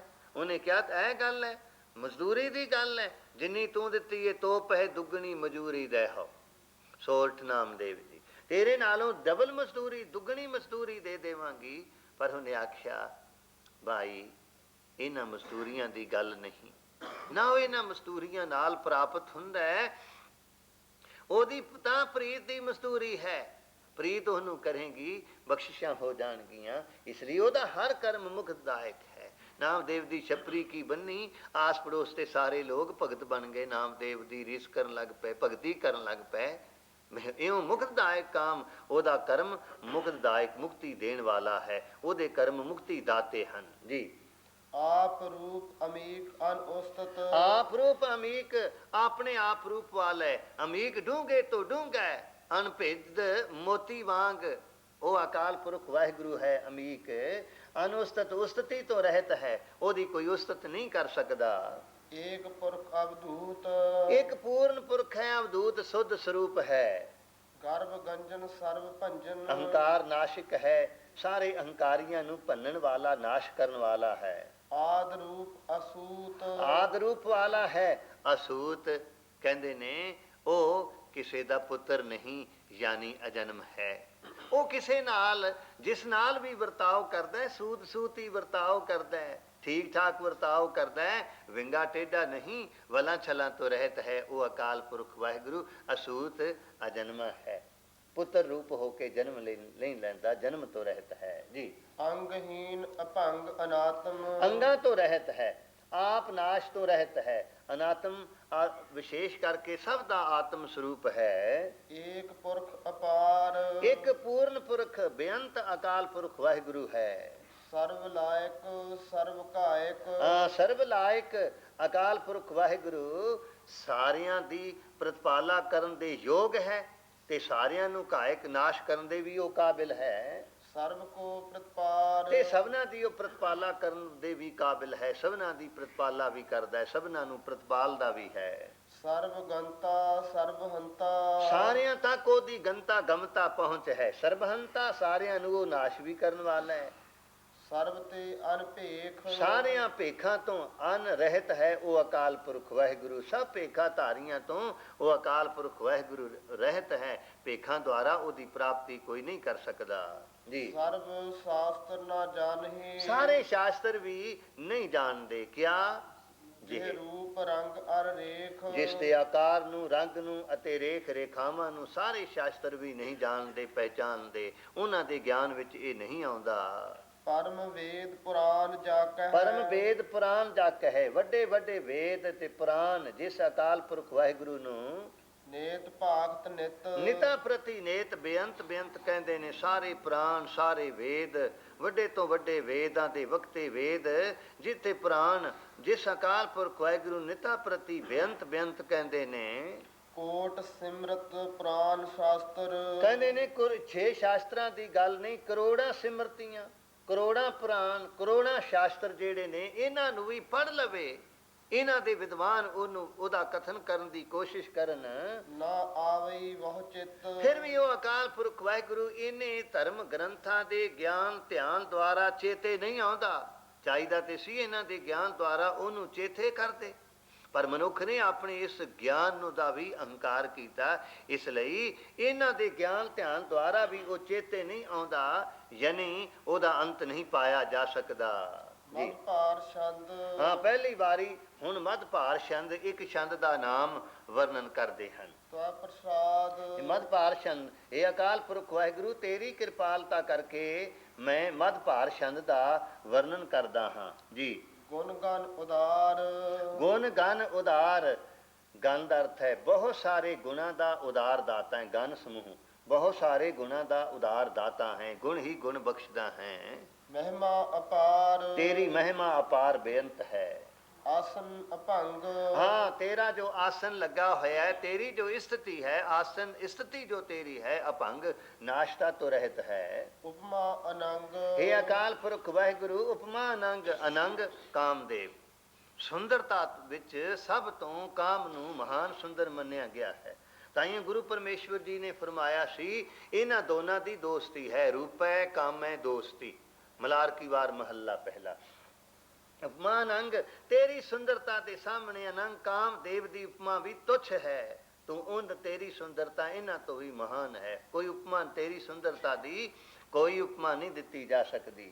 ਅਨਭਉ ਪ੍ਰਕਾਸ਼ ਆਪਣੇ ਅਨੁਭਵ ਆਪਣੇ ਆਪ ਤੋਂ ਪ੍ਰਕਾਸ਼ਮਾਨ ਹੈ। ਨਿਸਦਨ ਅਨਾਸ ਰਾਤ ਦਿਨ ਨਾਸ਼ ਤੋਂ ਰਹਿਤ ਹੈ। ਆਜਾਨ ਬਾਹੋ ਆਜਾਨ ਬਾਹੋ ਆਜਾਨ ਜਾਨੂ ਗੋਡੇ ਗੋਡਿਆਂ ਤੱਕ ਲੰਬੀਆਂ ਬਾਹਾਂ ਆ ਜਾਣ ਉਹਨੂੰ ਆਜਾਨ ਬਾਹੋ ਕਹਿੰਦੇ ਨੇ। ਲੰਬੀਆਂ ਤੋਂ ਲੰਬੀਆਂ ਬਾਹਾਂ ਵਾਲਾ ਹੈ ਤੂੰ। ਸਾਹਾਨ ਸਾਹੋ ਪਾਤਸ਼ਾਹਾਂ ਦਾ ਪਾਤਸ਼ਾਹ ਹੈ। ਰਾਜਾਨ ਰਾਜ ਰਾਜਾਨ ਬਹੁਤ ਸਾਰੇ ਰਾਜਾਨ ਰਾਜਿਆਂ ਦਾ ਤੂੰ ਵੱਡਾ ਰਾਜਾ ਹੈ। ਪਾਨਾਨ ਪਾਨ ਪਾਨਾਨ ਪਾਨ ਪਾਨਾਨ ਬਹੁਤ ਸਾਰੇ ਸੂਰਜ ਸੂਰਜਾਂ ਦਾ ਤੂੰ ਸਪਾਨ ਸੂਰਜ ਹੈ। ਦੇਵਾਨ ਦੇਵ ਹਾਂ ਦੇਵਾਨ ਬਹੁਤ ਸਾਰੇ ਦੇਵਤਿਆਂ ਦਾ ਵੀ ਤੂੰ ਦੇਵ ਦੇਵਤਾ ਹੈ। ਉਪਮਾ ਮਹਾਨ ਤੋ ਤੇਰੀ ਉਪਮਾ ਮਹਾਨ ਹੈ। ਤੇਰੀ ਉਪਮਾ ਦਾ ਵਰਣਨ ਨਹੀਂ ਕੀਤਾ ਜਾ ਸਕਦਾ। ਇਹ ਕੁਝ ਜਿਹੜੀਆਂ ਉਪਮਾਵਾਂ ਨੇ ਉਹ ਵਰਣਨ ਕਰਨ ਦਾ ਯਤਨ ਕੀਤਾ ਹੈ ਪਰ ਤੇਰੀ ਉਪਮਾ ਮਹਾਨ ਹੈ। ਵਰਣਨ ਨਹੀਂ ਕੀਤੀ ਜਾ ਸਕਦੀ। ਬੇਅੰਤ ਹੈ ਤੇਰੀ ਉਪਮਾ ਤੁਮਰੀ ਮਹਿਮਾ ਅਪਰਿਆਪਾਰਾ ਜਾਂ ਕਾ ਲਹਿਓ ਨ ਕਿਨਹੂ ਪਾਰਾ। ਬਚਿੱਤਰ ਨਾਟਕ ਦਸਮ ਗ੍ਰੰਥ ਗੁਰੂ ਗੋਬਿੰਦ ਸਿੰਘ ਜੀ। ਜੀ ਇੰਦਰਾਨ ਇੰਦਰ ਇੰਦਰਾਨ ਇੰਦਰ ਜਿਹੜੇ ਇੰਦਰ ਵਰਗੇ ਅਣਗਿਣਤ ਰਾਜੇ ਨੇ ਉਹਨਾਂ ਦਾ ਵੀ ਤੂੰ ਇੰਦਰ ਵੱਡਾ ਰਾਜਾ ਹੈ। ਬਾਲਾਨ ਬਾਲ ਹਾਂ ਬਾਲਾਨ ਬਾਲ ਕਹਿੰਦੇ ਬਾਲ ਖਿਲ ਆਦਿਕ ਜਿਹੜੇ ਨੇ ਨਾ ਉਹਨਾਂ ਦਾ ਵੀ ਤੂੰ ਬਾਲ ਵੱਡਾ ਦੇਵਤਾ ਹੈ। ਤੇ ਬਾਲਾਨ ਬਾਲ ਬਾਲਕਿਆਂ ਵਿੱਚ ਬਾਲ ਰੂਪ ਹੈ। ਜੋ ਬਾਲ ਲੀਲਾ ਗੁਰੂ ਪਰਮੇਸ਼ਵਰ ਨੇ ਕੀਤੀ ਤਲਵੰਡੀ ਵਿੱਚ ਜੋ ਬਾਲ ਲੀਲਾ ਕੀਤੀ ਪਟਨੇ ਵਿੱਚ ਉਹਨੂੰ ਪੜ੍ਹ ਕੇ ਤੇ ਸੁਣ ਕੇ ਸਿਰ ਝੁਕ ਜਾਂਦਾ ਹੈ। ਪਿਆਰ ਲਾਖੋ ਜੀ ਆ ਰੰਕਾਨ ਰੰਕ ਹਾਂ ਵੱਡੇ ਤੋਂ ਵੱਡਾ ਹੈ। ਬਾਲਾਨ ਜਿਹੜੇ ਵੱਡੇ ਲੋਕ ਨੇ ਉਹਨਾਂ ਤੋਂ ਹੀ ਬਾਲ ਵੱਡਾ ਹੈ। ਫਿਰ ਪੜਨਾ ਰੰਕਾਨ ਰੰਕਾਨ ਰੰਕ ਰੰਕਾਨ ਜੋ ਕੰਗਾਲ ਨੇ ਗਰੀਬ ਨੇ ਉਹਨਾਂ ਵਿੱਚ ਤੂੰ ਸਭ ਤੋਂ ਆਪਣੇ ਆਪ ਨੂੰ ਰੰਕ ਗਰੀਬ ਸਮਝ ਲਿਆ। ਤਾਈਏ ਤੇ ਨੰਦ ਲਾਲ ਦੇ ਲੰਗਰ ਤੇ ਜਾ ਕੇ ਸਦਾ ਦਿੱਤੀ ਉਹਨੇ। ਪਹਿਲਾਂ ਇੱਕ ਸਿੱਖ ਜਿੱਥੇ ਲੰਗਰ ਚਲਾ ਰਹੇ ਸਨ ਜਾਂ ਹੱਥ ਜੋੜੇ ਤੇ ਉਹ ਪੈ ਗਏ। ਬਸ ਜਿਵੇਂ ਆਪਾਂ ਪੈ ਜਾਂਦੇ ਨਾ ਲੰਗਰ ਵਿੱਚ ਕੋਈ ਆ ਜਾਵੇ ਵੇਲੇ ਕਵੇਲੇ ਤਾਂ ਪਿਆਰ ਲੱਖੋ ਇਵੇਂ ਉਹ ਪੈ ਗਏ। ਅਜੇ ਜੇ ਕੋਈ ਲੰਗਰ ਦਾ ਟਾਈਮ ਹੈ ਅਜੇ ਕੋਈ ਵਕਤ ਹੈ ਅਜੇ ਤਾਂ ਕੁਛ ਸ਼ੁਰੂ ਨਹੀਂ ਹੋਇਆ। ਦੂਜੇ ਥਾਂ ਗਏ ਉਹਨਾਂ ਵੀ ਝਿੜਕਾਂ ਦਿੱਤੀਆਂ। ਤੀਜੇ ਥਾਂ ਗਏ ਉਹਨਾਂ ਨੇ ਵੀ ਝਿੜਕਾਂ ਦਿੱਤੀਆਂ। ਜਦੋਂ ਨੰਦ ਲਾਲ ਜੀ ਦੇ ਲੰਗਰ ਜਿੱਥੇ ਨੰਦ ਲਾਲ ਜੀ ਦਾ ਪ੍ਰਬੰਧ ਸੀ ਸੇਵਾ ਸੀ ਜਦੋਂ ਉੱਥੇ ਗਏ ਔਰ ਉਸ ਵਕਤ ਉਹ ਆਟਾ ਗੁੰਨ ਰਹੇ ਸਨ। ਦਾਲ ਧੋਤੀ ਜਾ ਰਹੀ ਸੀ ਸਬਜ਼ੀਆਂ ਕੱਟੀਆਂ ਜਾ ਰਹੀਆਂ ਸਨ। ਪਿਆਲਾ ਖੋ ਤਾਂ ਭਾਈ ਨੰਦ ਲਾਲ ਜੀ ਨੇ ਗਹੁ ਨਾਲ ਦੇਖਿਆ ਤੇ ਪਹਿਚਾਨ ਲਿੱਤਾ ਤੇ ਬੜੇ ਨਮਰਤਾ ਨਾਲ ਹੱਥ ਜੋੜ ਕੇ ਕਹਿਣ ਲੱਗੇ।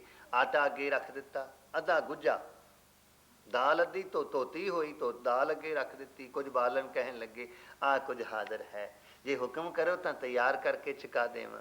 ਹੱਸ ਪਏ ਗਲੇ ਲਗਾ ਕੇ ਕਹਿਣ ਲੱਗੇ ਬਸ ਲੰਗਰ ਉਸੇ ਦਾ ਸਫਲਾ ਹੈ। ਲੰਗਰ ਦੀ ਸੇਵਾ ਵੀ ਉਸੇ ਦੀ ਪ੍ਰਵਾਨਿਕ ਹੈ ਜਿਹੜਾ ਹਰ ਲੰਗਰ ਛਕਣ ਵਾਲੇ ਨੂੰ ਮੇਰਾ ਰੂਪ ਸਮਝ ਕੇ ਪ੍ਰਸ਼ਾਦ ਚੁਕਾਵੇਗਾ। ਉਹਦੀ ਘਾਲਣਾ ਪ੍ਰਵਾਨ ਹੋਵੇਗੀ ਬਾਕੀ ਦੀ ਸੇਵਾ ਪ੍ਰਵਾਨ ਨਹੀਂ ਹੋਵੇਗੀ। ਪਿਆਰ ਲੱਖੋ ਤਾਂ ਬੇਨਤੀ ਕਰ ਰਹੇ ਸਾਂ ਬਾਲਾ ਰੰਕਾਨ ਰੰਕ ਗਰੀਬਾਂ ਕੰਗਾਲਾਂ ਵਿੱਚ ਤੂੰ ਸਭ ਤੋਂ ਆਪਣੇ ਆਪ ਨੂੰ ਰੰਕ ਕੰਗਾਲ ਸਮਝਿਆ ਗਰੀਬਾਂ ਤੋਂ ਵੀ ਗਰੀਬ ਸਮਝਿਆ। ਕਾਲਾਨ ਕਾਲ ਤੇ ਕਾਲਾਨ ਕਾਲ ਕਾਲ ਮਿਰਤੂ ਜੋ ਕਾਲ ਕਰਨ ਵਾਲੀ ਜੀਵਾਂ ਦਾ ਹੈ ਉਸ ਦਾ ਵੀ ਕਾਲਾਂ ਦਾ ਵੀ ਮਿਰਤੂ ਦਾ ਵੀ ਕਾਲ ਕਰਨ ਵਾਲੇ ਹੋ। ਧਰਮ ਗ੍ਰੰਥਾਂ ਵਿੱਚ ਮਨੁੱਖ ਦੀ 101 ਪ੍ਰਕਾਰ ਦੀ ਆਤਮ ਪੁਰਾਣ ਵਿੱਚ ਮੌਤ ਲਿਖੀ ਹੈ। ਫਿਰ ਕਦੇ ਸਮਾਂ ਮਿਲਿਆ ਅਰਜ਼ ਕਰਾਂਗਾ। ਪਿਆਰ ਲੱਖੋ ਸ੍ਰੀ ਇਉਂ ਕਾਲ ਦਾ ਮੌਤ ਦਾ ਵੀ ਕਾਲ ਕਰਨ ਵਾਲਾ ਹੈ ਤੂੰ। ਅਨਭੂਤ ਅੰਗ ਅਨਭੂਤ ਅੰਗ ਤੇਰੇ ਜਿਹੜੇ ਅੰਗ ਨੇ ਅਨਭੂਤ ਅਸਚਰਜ ਰੂਪ ਨੇ ਪੰਜਾਂ ਤੱਤਾਂ ਦੀ ਰਚਨਾ ਵਾਲੇ ਨਹੀਂ ਹਨ। ਜੀ ਆਭਾ ਅਭੰਗ ਆਭਾ ਸ਼ੋਭਾ ਤੇਰੀ ਜੋ ਆਭਾ ਸ਼ੋਭਾ ਹੈ ਅਭੰਗ ਨਾਸ਼ ਤੋਂ ਰਹਿਤ ਹੈ। ਤੇਰੀ ਸ਼ੋਭਾ ਨਾਸ਼ ਨਹੀਂ ਹੋ ਸਕਦੀ। ਗਤ ਮਿਤ ਅਪਾਰ ਹਾਂ ਤੇਰੀ ਪ੍ਰਾਪਤੀ ਦੀ ਜੋ ਮਿਤ ਮਰਿਆਦਾ ਹੈ ਤੇ ਤੇਰੀ ਪ੍ਰਾਪਤ ਗਤ ਮਿਤ ਅਪਾਰ ਤੇਰੀ ਪ੍ਰਾਪਤੀ ਦੀ ਜੋ ਗਤ ਮਿਤ ਹੈ ਉਹ ਅਪਾਰ ਬੇਅੰਤ ਹੈ। ਗੁਣ ਗਨ ਉਦਾਰ ਤੇ ਤੂੰ ਬਹੁਤ ਸਾਰੇ ਗੁਣਾਂ ਦਾ ਉਦਾਰ ਦਾਤਾ ਹੈ। ਮੁਨ ਗਨ ਪ੍ਰਣਾਮ ਮੁਨ ਗਨ ਗਨ ਬਹੁਤ ਸਾਰੇ ਮੁਨੀ ਲੋਕ ਵੀ ਤੁਹਾਨੂੰ ਪ੍ਰਣਾਮ ਕਰਦੇ ਨੇ ਮੱਥਾ ਟੇਕਦੇ ਹਨ। ਨਿਰਭੈ ਨਿਕਾਮ। ਨਿਰਭੈ ਭਉ ਡਰ ਤੋਂ ਰਹਿਤ ਹੋ, ਨਿਕਾਮ ਕਾਮਨਾਵਾਂ ਤੋਂ ਰਹਿਤ ਹੋ। ਕਈਆਂ ਥਾਵਾਂ ਤੇ ਨਿਰਕਾਮ ਵੀ ਲਿਖਿਆ ਹੁੰਦਾ ਹੈ। ਕੱਲ ਇੱਕ ਗੁਟਕਾ ਹੋਰ ਦੇਖਾਂਗੇ, ਕੁਝ ਛੰਦਾਂ ਦੇ ਸੰਬੰਧ ਵਿੱਚ ਦਾਸ ਨੂੰ ਭੁਲੇਖਾ ਲੱਗਦਾ ਹੈ ਜੀ। ਅਤ ਦੁੱਤ ਪ੍ਰਚੰਡ। ਅਤ ਦੁੱਧ ਪ੍ਰਚੰਡ, ਹੈ ਅਕਾਲ ਪੁਰਖ ਵਾਹਿਗੁਰੂ ਜੋ ਤੇਰੀ ਦੁੱਧ ਸੋਭਾ ਹੈ। ਤੇ ਅਤਿਅੰਤ ਪ੍ਰਚੰਡ ਤਿੱਖੀ ਹੈ। ਜਿਵੇਂ ਇੱਥੇ ਥੋੜੀ ਜਿਹੀ ਕਿਤੇ ਧੁੱਪ ਨਿਕਲ ਆਏ, ਬਸ ਆ ਛੋਟੇ ਛੋਟੇ ਪੱਪੂ ਹੋਣੀ ਤਾਂ ਜੀ ਟੱਪਣ ਲੱਗ ਪੈਣਗੇ, ਕੱਪੜੇ ਫਾੜਨੇ ਸ਼ੁਰੂ ਕਰ ਦੇਣਗੇ। ਤੇ ਲੱਖੋ ਸ੍ਰੀ ਵਾਹਿਗੁਰੂ। ਇਸ ਪ੍ਰਕਾਰ ਕਹਿੰਦੇ ਨੇ ਪ੍ਰਚੰਡ ਤਿੱਖਾ। ਜਿਵੇਂ ਬੱਦਲਾਂ ਚੋਂ ਭਾਦਰੋਂ ਦੇ ਮਹੀਨੇ ਵਿੱਚ ਆਪਣੇ ਦੇਸ਼ ਅੰਦਰ ਪੰਜਾਬ ਵਿੱਚ ਮੀਂਹ ਪੈ ਕੇ ਹਟੇ, ਭਾਦਰੋਂ ਦੇ ਮਹੀਨੇ ਫਿਰ ਧੁੱਪ ਨਿਕਲਦੀ, ਤੇ ਕਹਿੰਦੇ ਨੇ ਬੜੀ ਤਿੱਖੀ ਧੁੱਪ ਲੱਗੀ ਹੈ। ਸੂਰਜ ਵੀ ਅੱਜ ਤੇਜ਼ੀ ਤੇ ਆਇਆ ਹੋਇਆ। ਆਤ ਦੁੱਤ ਪ੍ਰਚੰਡ, ਆਪਦੀ ਜੋ ਸੋਭਾ, ਦੁੱਤ ਸੋਭਾ ਹੈ, ਆਪਦੀ ਸੋਭਾ ਅਤਿਅੰਤ ਪ੍ਰਚੰਡ ਤਿੱਖੀ ਹੈ, ਤੇਜ਼ ਵਾਲੀ ਹੈ, ਉਹਦੇ ਸਾਹਮਣੇ ਨਜ਼ਰ ਨਹੀਂ ਉੱਠਦੀ ਜੀ। ਨਿਤ ਗਤ ਅਖੰਡ। ਆਪ ਜੀ ਦੀ ਪ੍ਰਾਪਤੀ ਦੀ ਗਤ ਪ੍ਰਾਪਤੀ, ਆਪ ਜੀ ਦੀ ਗਤ ਪ੍ਰਾਪਤੀ ਦੀ ਮਿਤ ਮਰਿਆਦਾ ਜਿਹੜੀ ਏ ਅਖੰਡ ਇੱਕ ਰਸ ਹੈ। ਮਰਿਆਦਾ ਅੱਜ ਕੱਲ੍ਹ ਤਾਂ ਜਿਹਨੂੰ ਕੋਈ ਕੰਮ ਨਾ ਮਿਲੇ, ਉਹ ਸਾਡੇ ਵਿਦਵਾਨ ਬਸ ਉਹ ਮਰਿਆਦਾ ਨੂੰ ਹੀ ਕੱਟਣ ਵੱਢਣ ਲੱਗ ਪੈਣਗੇ, ਜਾਂ ਬਾਣੀ ਨੂੰ ਘੱਟ ਵੱਧ ਕਰਨ ਲੱਗ ਪੈਣਗੇ। ਜਾਂ ਲੱਖੋ ਸ੍ਰੀ।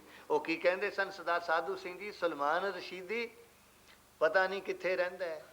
ਇਹ ਹੈ ਇਸਲਾਮ ਦੇ ਧਰਮ ਤੇ ਭਰੋਸਾ ਕਰਨ ਵਾਲੇ ਲੋਕਾਂ ਦੀ ਬਾਤ। ਕਿਸੇ ਦੀ ਜ਼ਰੂਰਤ ਹੈ ਕੋਈ ਪੈਗੰਬਰੇ ਇਸਲਾਮ ਦੇ ਸੰਬੰਧ ਵਿੱਚ ਗੱਲ ਕਰ ਜਾਵੇ, ਕੁਰਾਨ ਮਜੀਦ ਦੇ ਕਿਸੇ ਅੱਕਰ ਤੇ ਸਵਾਲ ਕਰ ਜਾਵੇ। ਹਾਲਾਂ ਕੁਰਾਨ ਮਜੀਦ ਪੜ੍ਹਾਉਂਦਿਆਂ ਹੋਇਆਂ ਮੌਲਵੀ ਸਾਹਿਬ ਕਹਿਣ ਲੱਗੇ, ਜੋ ਆਪ ਕੋ ਪੜ੍ਹਾਇਆ ਗਿਆ ਹੈ ਇਹ ਪਹਿਲਾ ਸੁਪਾਰਾ ਹੈ। ਫਿਰ ਜਦੋਂ ਅਖੀਰ ਤੇ ਆਏ ਕਹਿਣ ਲੱਗੇ, ਕੁਝ ਲੋਕ ਜੋ ਇਹ ਜੋ ਅਖੀਰਲਾ ਸੁਪਾਰਾ ਹੈ ਇਹ ਵੀ ਪਹਿਲਾ ਮਾਨਤੇ हैं। मैं क्या एक दसो, प्यार लाखो। कहते तो मैं भी नहीं बतला सकता, क्योंकि इस्लाम के दो ख्याल हैं। कुछ लोग जो पहले कुरान मजीद में है उसको पहला मानते हैं, और कुछ लोग जो हैं वो अखीरले सुपारे को पहला मानते हैं। तो बाहर इस वास्ते जो कुछ लिखिया गया ਉਹਦੇ ਤੇ ਕੋਈ ਸਵਾਲ ਕਰਨ ਵਾਲਾ ਨਹੀਂ। ਆ ਛੁਪਿਆ ਫਿਰਦਾ, ਲੁਕਿਆ ਫਿਰਦਾ, ਵਿਚਾਰਾ ਮਾਫੀਆਂ ਵੀ ਮੰਗਦਾ, ਪਰ ਮਾਫੀ ਕੌਣ ਦੇਵੇ? ਮਾਫੀ ਦੇਣ ਵਾਲਾ ਕੀ ਸੀ? ਉਹ ਈਰਾਨ ਦਾ, ਉਹਦਾ ਖੁਮੈਨੀ, ਉਹ ਅੱਗੇ ਚਲਾ ਗਿਆ। ਉੱਥੇ ਪਹੁੰਚੇ ਤੋਂ ਬਿਨਾਂ ਕਿਵੇਂ ਮਾਫੀ ਮਿਲੇ? ਪਰ ਇਹ ਸਾਡੇ ਸਮਾਜ ਵਿੱਚ ਹੈ। ਕਦੇ ਲੋਕ ਕਹਿਣ ਲੱਗ ਪੈਂਦੇ ਨੇ ਜੀ ਭਗਤ ਬਾਣੀ ਬਾਣੀ ਨਹੀਂ, ਕੁਝ ਲੋਕ ਕਹਿੰਦੇ ਨੇ ਜੀ ਰਾਗਮਾਲਾ ਨਹੀਂ ਪੜ੍ਹਨੀ ਚਾਹੀਦੀ, ਕੁਝ ਲੋਕ ਹੋਰ ਕੁਝ ਕਰਨ ਲੱਗ ਪੈਂਦੇ ਨੇ। ਇਸ ਵਾਸਤੇ ਇਹ ਮਰਿਆਦਾ ਜੋ ਗੁਰੂ ਨੇ ਬਣਾ ਦਿੱਤੀ ਉਹ ਅਖੰਡ ਹੈ, ਗਤ ਮਿਤ ਅਖੰਡ। ਤੇਰੀ ਪ੍ਰਾਪਤੀ ਦੀ ਮਿਤ ਮਰਿਆਦਾ ਅਖੰਡ, ਨਾਸ਼ ਤੋਂ ਰਹਿਤਾ ਹੈ, ਉਸ ਨੂੰ ਕੋਈ ਤਬਦੀਲ ਨਹੀਂ ਕਰ ਸਕਦਾ ਜੀ। ਆਲਸੈ ਕਰਮ। ਆਲਸੈ ਕਰਮ, ਕਿਉਂਕਿ ਯਈਆ ਨਾਲ ਹੈ, ਥੋੜਾ ਜਿਹਾ ਉਸ ਨੂੰ ਲਟਕਾ ਕੇ ਪੜਿਆ ਜਾਂਦਾ ਤਾਂ ਜੋ ਅੱਧਾ ਯਈਆ ਬੋਲਿਆ ਜਾ ਸਕੇ। ਆਲਸੈ ਕਰਮ, ਇਹ ਆਪ ਜੀ ਦੇ ਜਿਹੜੇ ਕਰਮ ਨੇ ਆਲਸ ਤੋਂ ਰਹਿਤ ਨੇ, ਉਦਮ ਹੈ, ਪੁਰਸ਼ਾਰਥ ਵਾਲਾ ਹੈ। ਆਪ ਪੁਰਸ਼ਾਰਥ ਵਾਲੇ ਹੋ, ਆਪ ਦੇ ਜੋ ਕਰਮ ਨੇ ਉਹ ਆਲਸ ਤੋਂ ਰਹਿਤ ਹਨ, ਆਲਸ ਨਹੀਂ। ਜੇ ਆਲਸ ਕਰਦੇ ਤੇ ਫਿਰ ਮੱਖਣ ਸ਼ਾਹ ਦਾ ਬੇੜਾ ਨਾ ਡੁੱਬ ਜਾਂਦਾ ਵੀ ਚਲਾ ਥੋੜਾ ਜਿਹਾ ਉੱਠਦੇ ਹਾਂ, ਬਹਿੰਦੇ ਹਾਂ, ਚੱਲ ਪੈਂਦੇ ਹਾਂ, ਤੁਰ ਪੈਂਦੇ ਹਾਂ, ਬੇੜਾ ਇੰਤਨੀ ਦੇਰ ਤੱਕ ਡੁੱਬ ਜਾਣਾ ਸੀ। ਜੇ ਆਲਸ ਕਰਦੇ ਤਾਂ ਦ੍ਰੋਪਦੀ ਦੇ ਪਰਦੇ ਕਿਵੇਂ ਕੱਜੇ ਜਾਂਦੇ? ਜੇ ਥੋੜੀ ਜਿਹੀ ਆਲਸ ਹੋ ਜਾਂਦੀ ਪ੍ਰਹਿਲਾਦ ਦਾ ਸਿਰ ਤਾਂ ਕੱਟਿਆ ਜਾਂਦਾ। ਆਲਸ ਹੋ ਹੀ ਨਹੀਂ ਸਕਦੀ, ਆਲਸ ਹੈ ਕਰਮ। ਆਲਸ ਤੋਂ ਰਹਿਤ ਆਪ ਦੇ ਕਰਮ ਹਨ, ਅਦ੍ਰਿਸ਼ ਹੈ ਧਰਮ। ਦਿਸਣ ਤੋਂ ਰਹਿਤ ਆਪ ਦਾ ਧਰਮ ਹੈ। ਵਾਹਿਗੁਰੂ ਜਦੋਂ ਦਿੰਦਾ ਕਿਸੇ ਨੂੰ ਨਜ਼ਰ ਆਉਂਦਾ ਹੈ? ਕਦੇ ਕਿਸੇ ਨੇ ਦੇਖਿਆ ਕਿ ਵਾਹਿਗੁਰੂ ਇੰਜ ਕਰਕੇ ਦਿੰਦੇ ਹੋਣ? ਨਹੀਂ, ਆਪ ਦਾ ਧਰਮ ਦੇਖਣ ਜਾਣਨ ਦਿਸਣ ਤੋਂ ਰਹਿਤ ਹੈ।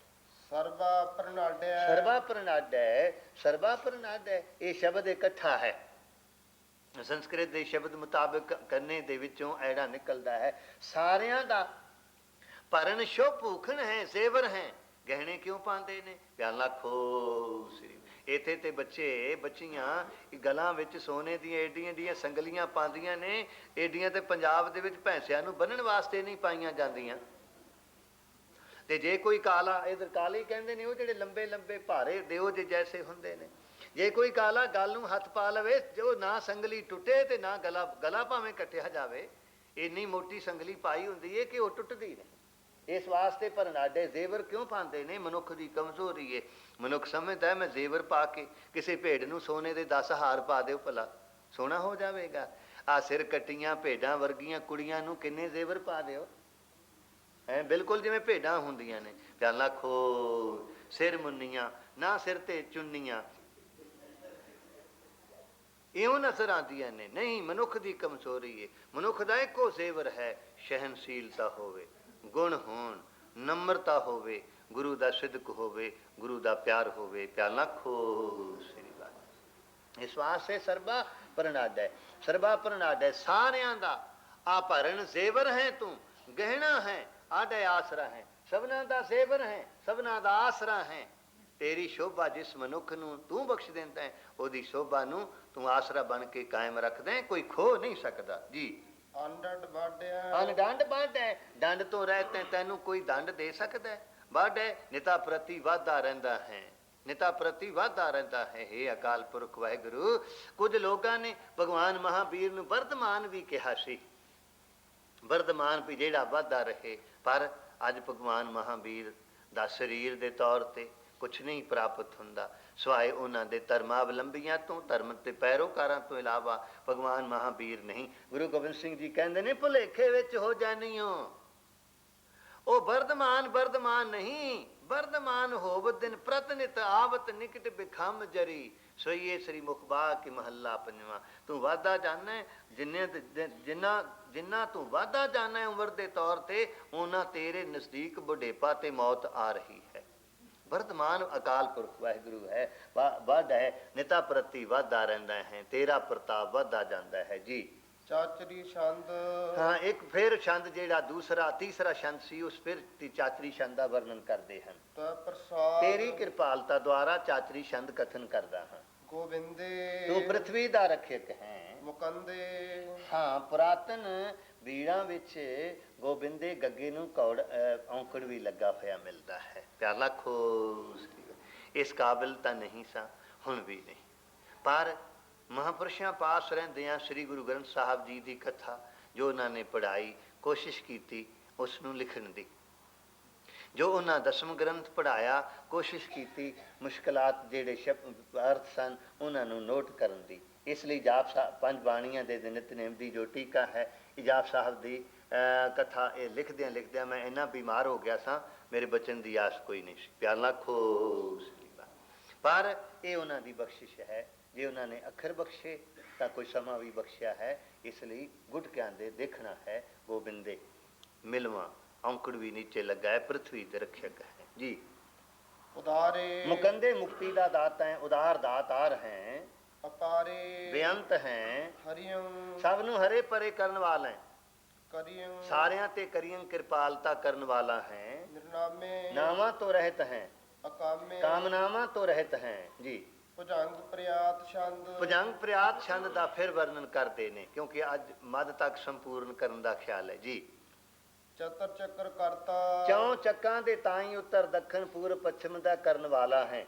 ਚਤਰ ਚੱਕਰ ਹਰਤਾ। ਚੌਂ ਚੱਕਾਂ ਇਹਨਾਂ ਉੱਤਰ ਦੱਖਣ ਪੂਰਬ ਪੱਛਮ ਨੂੰ ਤੂੰ ਨਾਸ਼ ਕਰਨ ਵਾਲਾ ਹੈ, ਹਰਤਾ ਨਾਸ਼ ਕਰਨ ਵਾਲਾ ਹੈ। ਚਤਰ ਚੱਕਰ ਦਾਨੇ। ਚੌਂ ਚੱਕਾਂ ਦੇ ਜੀਵਾਂ ਦੇ ਤਾਈ ਤੂੰ ਦਾਨੇ ਦਾਨ ਦੇਣ ਵਾਲਾ ਹੈ। ਚਤਰ ਚੱਕਰ ਜਾਣੇ। ਚੌਂ ਚੱਕਾਂ ਦੇ ਵਿੱਚ ਤੂੰ ਜਾਣਿਆ ਜਾਂਦਾ ਹੈ, ਤੇਰੇ ਪਿਆਰੇ ਵੀ ਜਾਣੇ ਗਏ ਨੇ, ਪ੍ਰਸਿੱਧ ਹੋ ਗਏ ਨੇ। ਚਤਰ ਚੱਕਰ ਵਰਤੀ।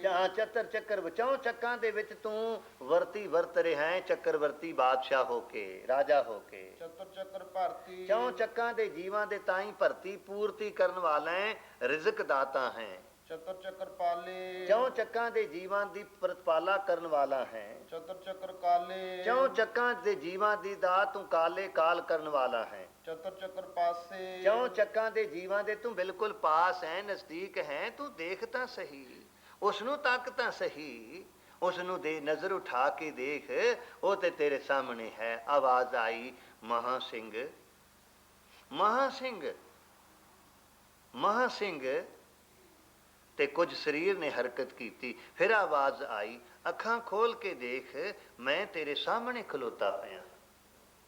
ਪਿਆਰੇ, ਆਵਾਜ਼ ਕੰਨਾਂ ਵਿੱਚ ਗੂੰਜੀ, ਸਿਆਣੀ ਸੀ, ਪਹਿਚਾਨੀ ਸੀ। ਅੱਖਾਂ ਖੁੱਲੀਆਂ, ਸਾਹਿਬ ਦਾ ਦਰਸ਼ਨ ਕੀਤਾ। ਹੁਣ ਅੱਖਾਂ ਵਿੱਚ ਆਂਸੂ ਵੀ ਸਨ ਤੇ ਸਿਰ ਸ਼ਰਮ ਨਾਲ ਚੁੱਕਿਆ ਹੋਇਆ ਸੀ। ਤੁਸੀਂ ਕੀ ਕੀਤਾ ਹੈ, ਅਸੀਂ ਕੀ ਕੀਤਾ ਹੈ। ਪਿਆਲਾ ਖੋ।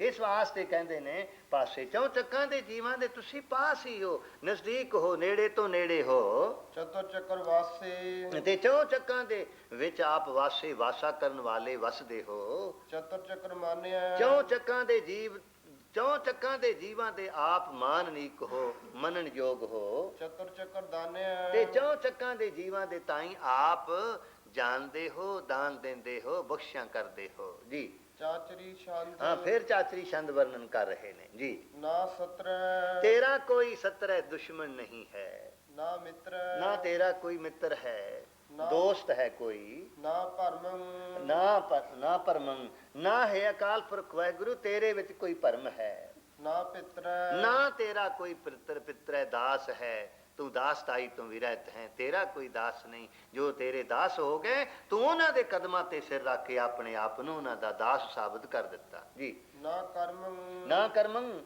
ਨਾ ਕੋਈ ਤੇਰਾ ਕਰਮ ਹੈ, ਨਾ ਕਾਏ ਨਾ ਤੇਰੀ ਦਿਕਾਏ ਕਾਇਆ ਦੇਹ ਹੈ। ਦੇਹ ਹੋਵੇ ਤੇ ਕੋਈ ਕਰਮ ਕਰੇ, ਦੇਹ ਹੀ ਨਹੀਂ ਤਾਂ ਕਰਮ ਕੀ ਕਰਨਾ ਹੈ। ਤੇਰਾ ਕੋਈ ਕਰਮ ਨਹੀਂ, ਤੇਰੀ ਕੋਈ ਕਾਇਆ ਦੇਹ ਵੀ ਨਹੀਂ ਹੈ।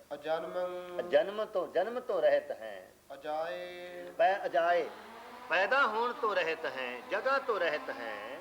ਨਾ ਚਿੱਤਰ ਤੇਰਾ ਕੋਈ ਚਿੱਤਰ ਨਹੀਂ, ਨਿਸ਼ਚਿਤ ਤੌਰ ਤੇ ਤੇਰਾ ਕੋਈ ਚਿੱਤਰਕਾਰ ਨਹੀਂ ਕਿ ਤੈਨੂੰ ਕੋਈ ਚਿੱਤਰ ਸਕੇ। ਇਹ ਤੇ ਭਾਵਨਾ ਨਾਲ, ਸ਼ਰਧਾ ਦੇ ਨਾਲ ਜਿਸ ਕਿਸੇ ਨੇ ਕੁਝ ਕੀਤਾ ਉਹ ਤੇ ਭਾਵਨਾ ਨਾਲ ਬਣਾਇਆ। ਤੂੰ ਚਿੱਤਰਾਂ ਤੋਂ ਰਹਿਤ ਹੈ, ਤੇਰਾ ਕੋਈ ਚਿੱਤਰਕਾਰ ਨਹੀਂ ਹੈ। ਤੂੰ ਸਭਨਾਂ ਦੀ ਰਚਨਾ ਕਰਨ ਵਾਲਾ ਚਿੱਤਰਕਾਰ ਜ਼ਰੂਰ ਹੈ ਜੀ। ਨਾ ਮਿੱਤਰ ਹਾਂਜੀ, ਨਾ ਮਿੱਤਰ ਹੈ, ਇਹ ਅਕਾਲ ਪੁਰਖ ਵਾਹਿਗੁਰੂ ਤੇਰਾ ਕੋਈ ਮਿੱਤਰ ਨਹੀਂ ਹੈ, ਪਰੇ ਹੈ ਤੂੰ। ਹੈ ਅਕਾਲ ਪੁਰਖ ਵਾਹਿਗੁਰੂ ਪੰਜਾਂ ਤੱਤਾਂ ਤੋਂ ਪਰੇ ਹੈ, ਪਵਿੱਤਰ ਤੋਂ ਪਵਿੱਤਰ ਹੈ। ਪ੍ਰਿਥੀ ਸੈ ਪ੍ਰਿਥੀ ਧਰਤੀ ਦਾ ਈਸ਼ਵਰ ਹੈ, ਧਰਤੀ ਦਾ ਰਾਜਾ ਹੈ, ਧਰਤੀ ਦਾ ਮਾਲਕ ਹੈ। ਪ੍ਰਿਥੀ ਸੈ ਧਰਤੀ ਦਾ ਰਾਜਾ ਹੈ, ਈਸ਼ਵਰ ਹੈ, ਮਾਲਕ ਹੈ। ਦਿਸਣ ਤੋਂ ਰਹਿਤ ਹੈ, ਅਦ੍ਰਿਸ਼ ਰੂਪ ਹੈ, ਵਿਖਾਈ ਨਹੀਂ ਦਿੰਦਾ, ਨਜ਼ਰ ਨਹੀਂ ਆਂਦਾ। ਅਕ੍ਰਿਸੈ ਨਾਸ਼ ਹੋਣ ਤੋਂ ਰਹਿਤ, ਕਮਜ਼ੋਰ ਹੋਣ ਤੋਂ ਰਹਿਤ, ਕ੍ਰਿਸ ਕਮਜ਼ੋਰ ਹੋਣ ਤੋਂ, ਨਾਸ਼ ਹੋਣ ਤੋਂ ਰਹਿਤ ਹੈ। हे ਅਕਾਲ ਪੁਰਖ ਵਾਹਿਗੁਰੂ ਤੂੰ ਨਾਸ਼ ਤੋਂ ਰਹਿਤ ਹੈ, ਤੂੰ ਮਿਰਤੂ ਤੋਂ ਰਹਿਤ ਹੈ, ਤੂੰ ਕਾਲ ਤੋਂ ਰਹਿਤ ਹੈ, ਤੂੰ ਭਰਮ ਤੋਂ ਰਹਿਤ ਹੈ, ਜਨਮਾਂ ਤੋਂ ਰਹਿਤ ਹੈ, ਮਰਨ ਤੋਂ ਰਹਿਤ ਹੈ। ਸਾਰੇ ਤੇਰੇ ਆਪਣੇ ਨੇ, ਤੂੰ ਅਦ੍ਰਿਸ਼ ਹੋ ਕੇ ਆਪਣੇ ਪਿਆਰਿਆਂ ਨੂੰ ਫਿਰ ਵੀ ਦਿਸਦਾ ਰਹਿੰਦਾ ਹੈ। ਇਉਂ ਦਸ਼ਮੇਸ਼ ਪਿਤਾ ਜੀ ਨੇ ਉਸ ਅਕਾਲ ਪੁਰਖ ਵਾਹਿਗੁਰੂ ਦੇ ਨਾਵਾਂ ਦਾ ਵਰਣਨ ਕਰਦਿਆਂ ਹੋਇਆਂ ਹਮਦੋ ਸਨਾ ਉਸ ਅਕਾਲ ਪੁਰਖ ਵਾਹਿਗੁਰੂ ਜੀ ਦੀ ਤਾਰੀਫ ਮਹਿਮਾ ਵਿੱਚ ਇਹ ਜਾਪ ਪਵਿੱਤਰ ਬਾਣੀ ਉਚਾਰਨ ਕੀਤੀ ਹੈ, ਜਿਸ ਦਾ ਅਸੀਂ ਅੱਧ ਤੱਕ ਅੱਜ ਕੋਸ਼ਿਸ਼ ਕੀਤੀ ਹੈ। ਯਾਦ ਆਉਂਦਾ ਹੈ ਜਿਸ ਵੇਲੇ ਪੰਜਵੀਂ ਰੁੱਤ ਦੇ ਪੜ੍ਹਾਣੀ ਹੁੰਦੀ ਸਾਨੂੰ, ਜਾਂ ਪੰਥ ਸਾਜਨਾ ਦੇ ਪ੍ਰਸੰਗਾਂ ਤੋਂ ਪਹਿਲੇ ਪ੍ਰਸੰਗ ਪੜ੍ਹਾਣੇ ਹੁੰਦੇ, ਤਾਂ ਆਪਨੇ ਕਥਾ ਦੀ ਸਮਾਪਤੀ ਤੇ ਸਵੇਰ ਦੇ ਵਕਤ ਕਹਿਣਾ, ਭਾਈ ਥੋੜੇ 1 ਘੰਟਾ ਬਾਅਦ ਸੰਥਿਆ ਵਿਚਾਰਨ ਤੋਂ ਬਾਅਦ ਸਾਰਿਆਂ ਨੇ ਗੁਰਦੁਆਰਾ ਸਾਹਿਬ ਵਿੱਚ ਆ ਜਾਣਾ, ਪਹੁੰਚ ਜਾਣਾ ਔਰ ਪੋਥੀਆਂ ਨਾਲ ਲੈ ਕੇ ਆਉਣਾ, ਪਾਣੀ ਪੂਣੀ ਪੀ ਕੇ ਆਉਣਾ, ਸਰੀਰਕ ਕਿਰਿਆ ਕਰਕੇ ਆਉਣੀ। ਯਾਨੀ 50 ਜਾਂ 52 55 ਇੱਕ ਪੂਰੀ ਰੁੱਤ ਪੜ੍ਹਾ ਕੇ ਫਿਰ ਉੱਠਣਾ ਤੇ ਉੱਠਣ ਦੇਣਾ। ਅਸੀਂ ਭਾਵੇਂ ਉੱਠ ਜਾਈਏ ਵਿੱਚੋਂ, ਪਰ ਆਪ ਨੇ ਬੈਠ ਕੇ ਲਗਾਤਾਰ 50 ਅਧਿਆਏ ਸ੍ਰੀ ਗੁਰਪ੍ਰਤਾਪ ਸੂਤ ਗ੍ਰੰਥ ਦੇ ਪੜ੍ਹਾ ਕੇ ਤੇ ਫਿਰ ਉੱਠਣਾ, ਕਿਉਂਕਿ ਫਿਰ ਸ਼ਾਮ ਨੂੰ ਅਗਲਾ ਵਿਚਾਰ ਕਥਾ ਸੰਥਿਆ ਪੜ੍ਹਾਣੀ ਹੁੰਦੀ ਸੀ। ਪਰ ਇਹ ਸੀ ਪੁਰਾਣਾ ਤਰੀਕਾ। ਹੁਣ ਦਾ ਵਾਤਾਵਰਨ ਕੁਝ ਹੋਰ ਤਰ੍ਹਾਂ ਦਾ ਹੈ। ਇਸ ਵਾਸਤੇ ਅਖਰੀ ਅਰਥ ਜਿਤਨੇ ਕੁ ਉਹਨਾਂ ਪਾਸੋਂ ਸਰਵਨ ਕਰਕੇ ਯਾਦ ਰਹਿ ਸਕੇ ਨੇ, ਉਹ ਆਪ ਨੂੰ ਭੇਟ ਕੀਤੇ ਜਾ ਰਹੇ ਨੇ। ਭੁੱਲ ਚੁੱਕ ਦੀ ਖਿਮਾ ਬਖਸ਼ਣੀ, ਅੱਜ ਆਗਿਆ ਵੀ ਬਖਸ਼ੋ। ਅਰਦਾਸ ਤੋਂ ਪਹਿਲਾਂ ਖਿਮਾ ਵੀ ਮੰਗਾਂਗਾ। ਵਾਹਿਗੁਰੂ ਜੀ ਕਾ ਖਾਲਸਾ, ਵਾਹਿਗੁਰੂ ਜੀ ਕੀ ਫਤਿਹ। ਭਾਗਵਤੀ ਛੰਦ ਤਵਾ ਪ੍ਰਸਾਦ ਕਸਤੇ, ਕੇ ਆਛਿਜ ਦੇਸੈ, ਕੇ ਆਪਿਜ ਭੇਸੈ, ਕੇ ਆ ਗੰਜ ਕਰਮੈ, ਕੇ ਆ ਪੰਜ ਭਰਮੈ। ਵਾਹਿਗੁਰੂ ਜੀ ਕਾ ਖਾਲਸਾ, ਵਾਹਿਗੁਰੂ ਜੀ ਕੀ ਫਤਿਹ। ਪਰਮ ਸਤਿਕਾਰ ਸਨਮਾਨਯੋਗ ਗੁਰੂ ਰੂਪ ਖਾਲਸਾ ਸਾਧ ਸੰਗਤ ਜੀਓ, ਸਾਹਿਬੇ ਕਮਾਲ, ਸਾਹਿਬੇ ਜਮਾਲ, पीरान पीर मीरान मीर सरवरे कायनात कुल आलम दे सुल्तान राजान राज पानान पान देवान देव उपमा महान दे समरथ साहिब पार ब्रह्म गुरु परमेश्वर आप नारायण कलातार जग मह परवरियो निरंकार आकार जोत जग मंडल करियो वाहिगुरु स्वरूप निरंकार स्वरूप धन धन सतगुरु आदि श्री गुरु ग्रंथ साहिब जी दी चरण शरण विच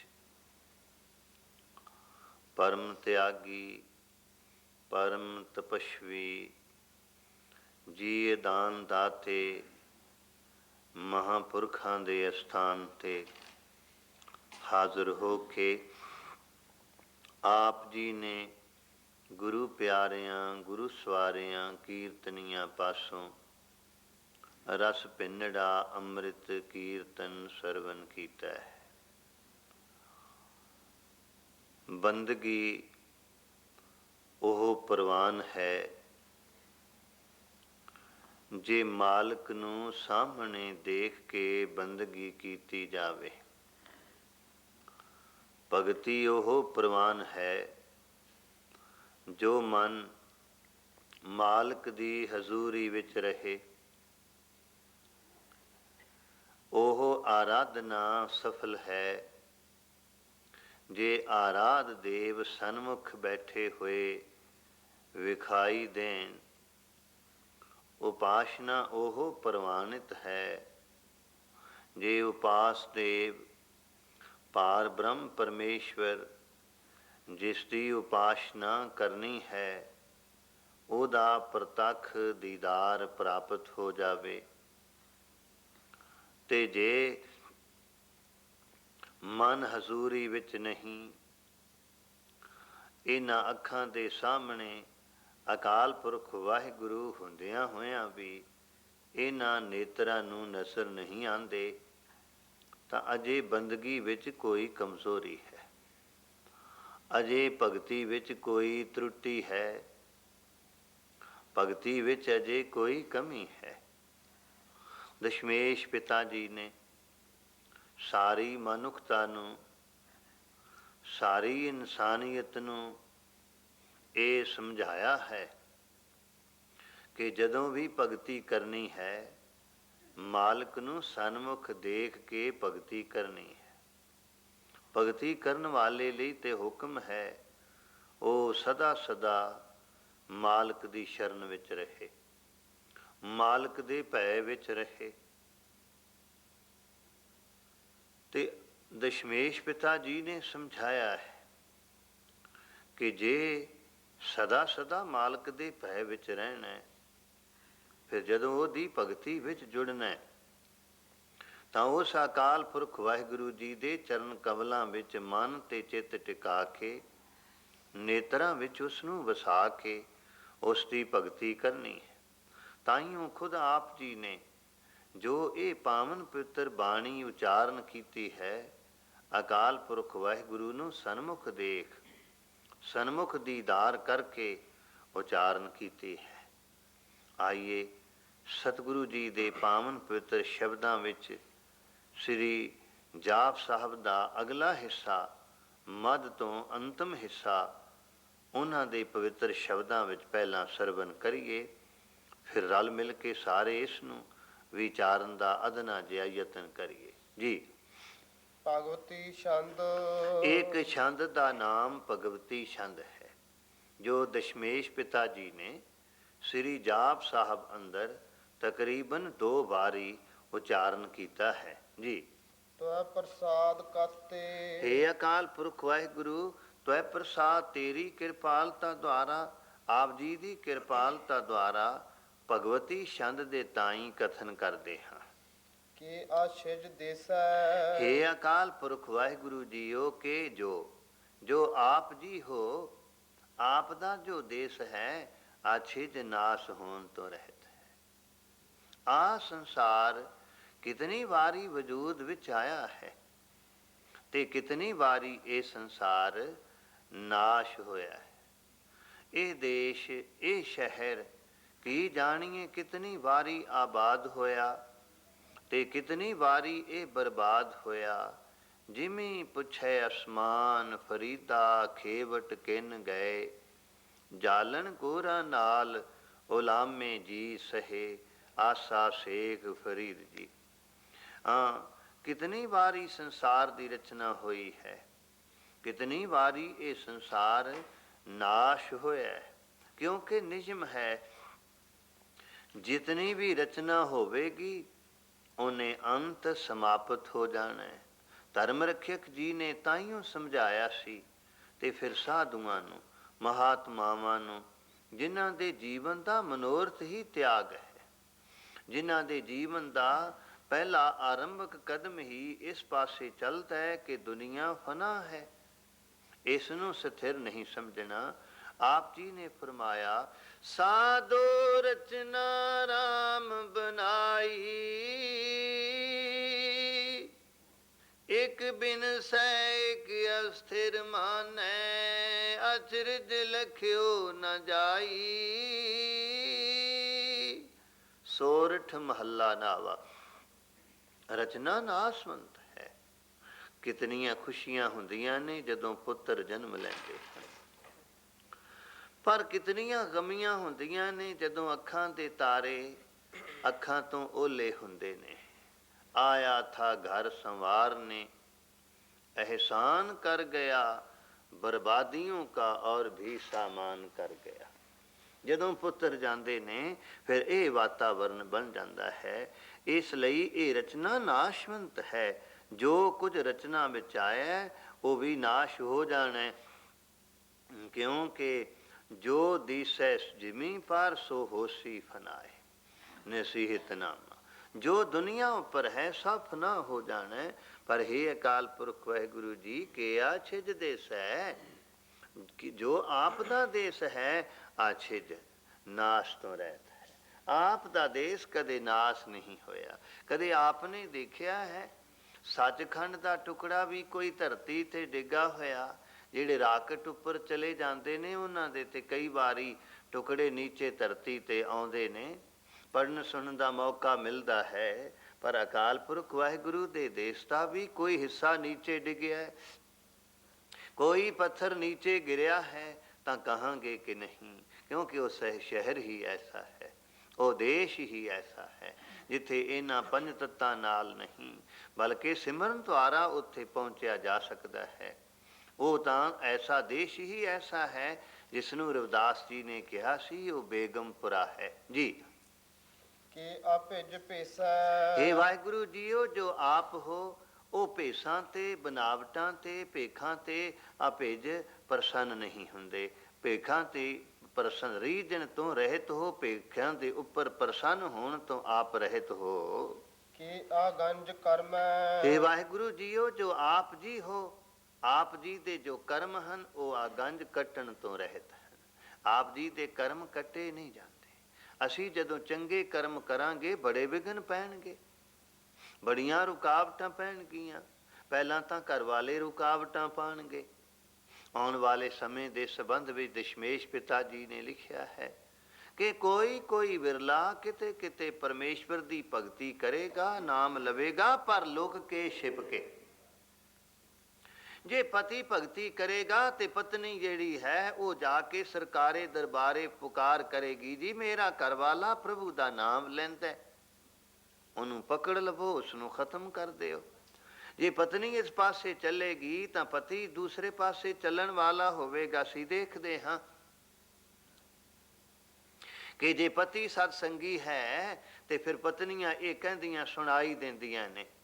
ਮੇਰੇ ਇੱਕ ਜਮਾਤੀ ਸਨ ਤੇ ਸੰਤ ਬਾਬਾ ਸਰਵਨ ਸਿੰਘ ਜੀ ਗੰਧਰਬ ਡਮੇਲੀ ਵਾਲਿਆਂ ਦੇ ਉਹ ਚੇਲੇ ਸਨ, ਮੇਰੇ ਨਾਲ ਸਭ ਪੜ੍ਹਦੇ ਰਹੇ।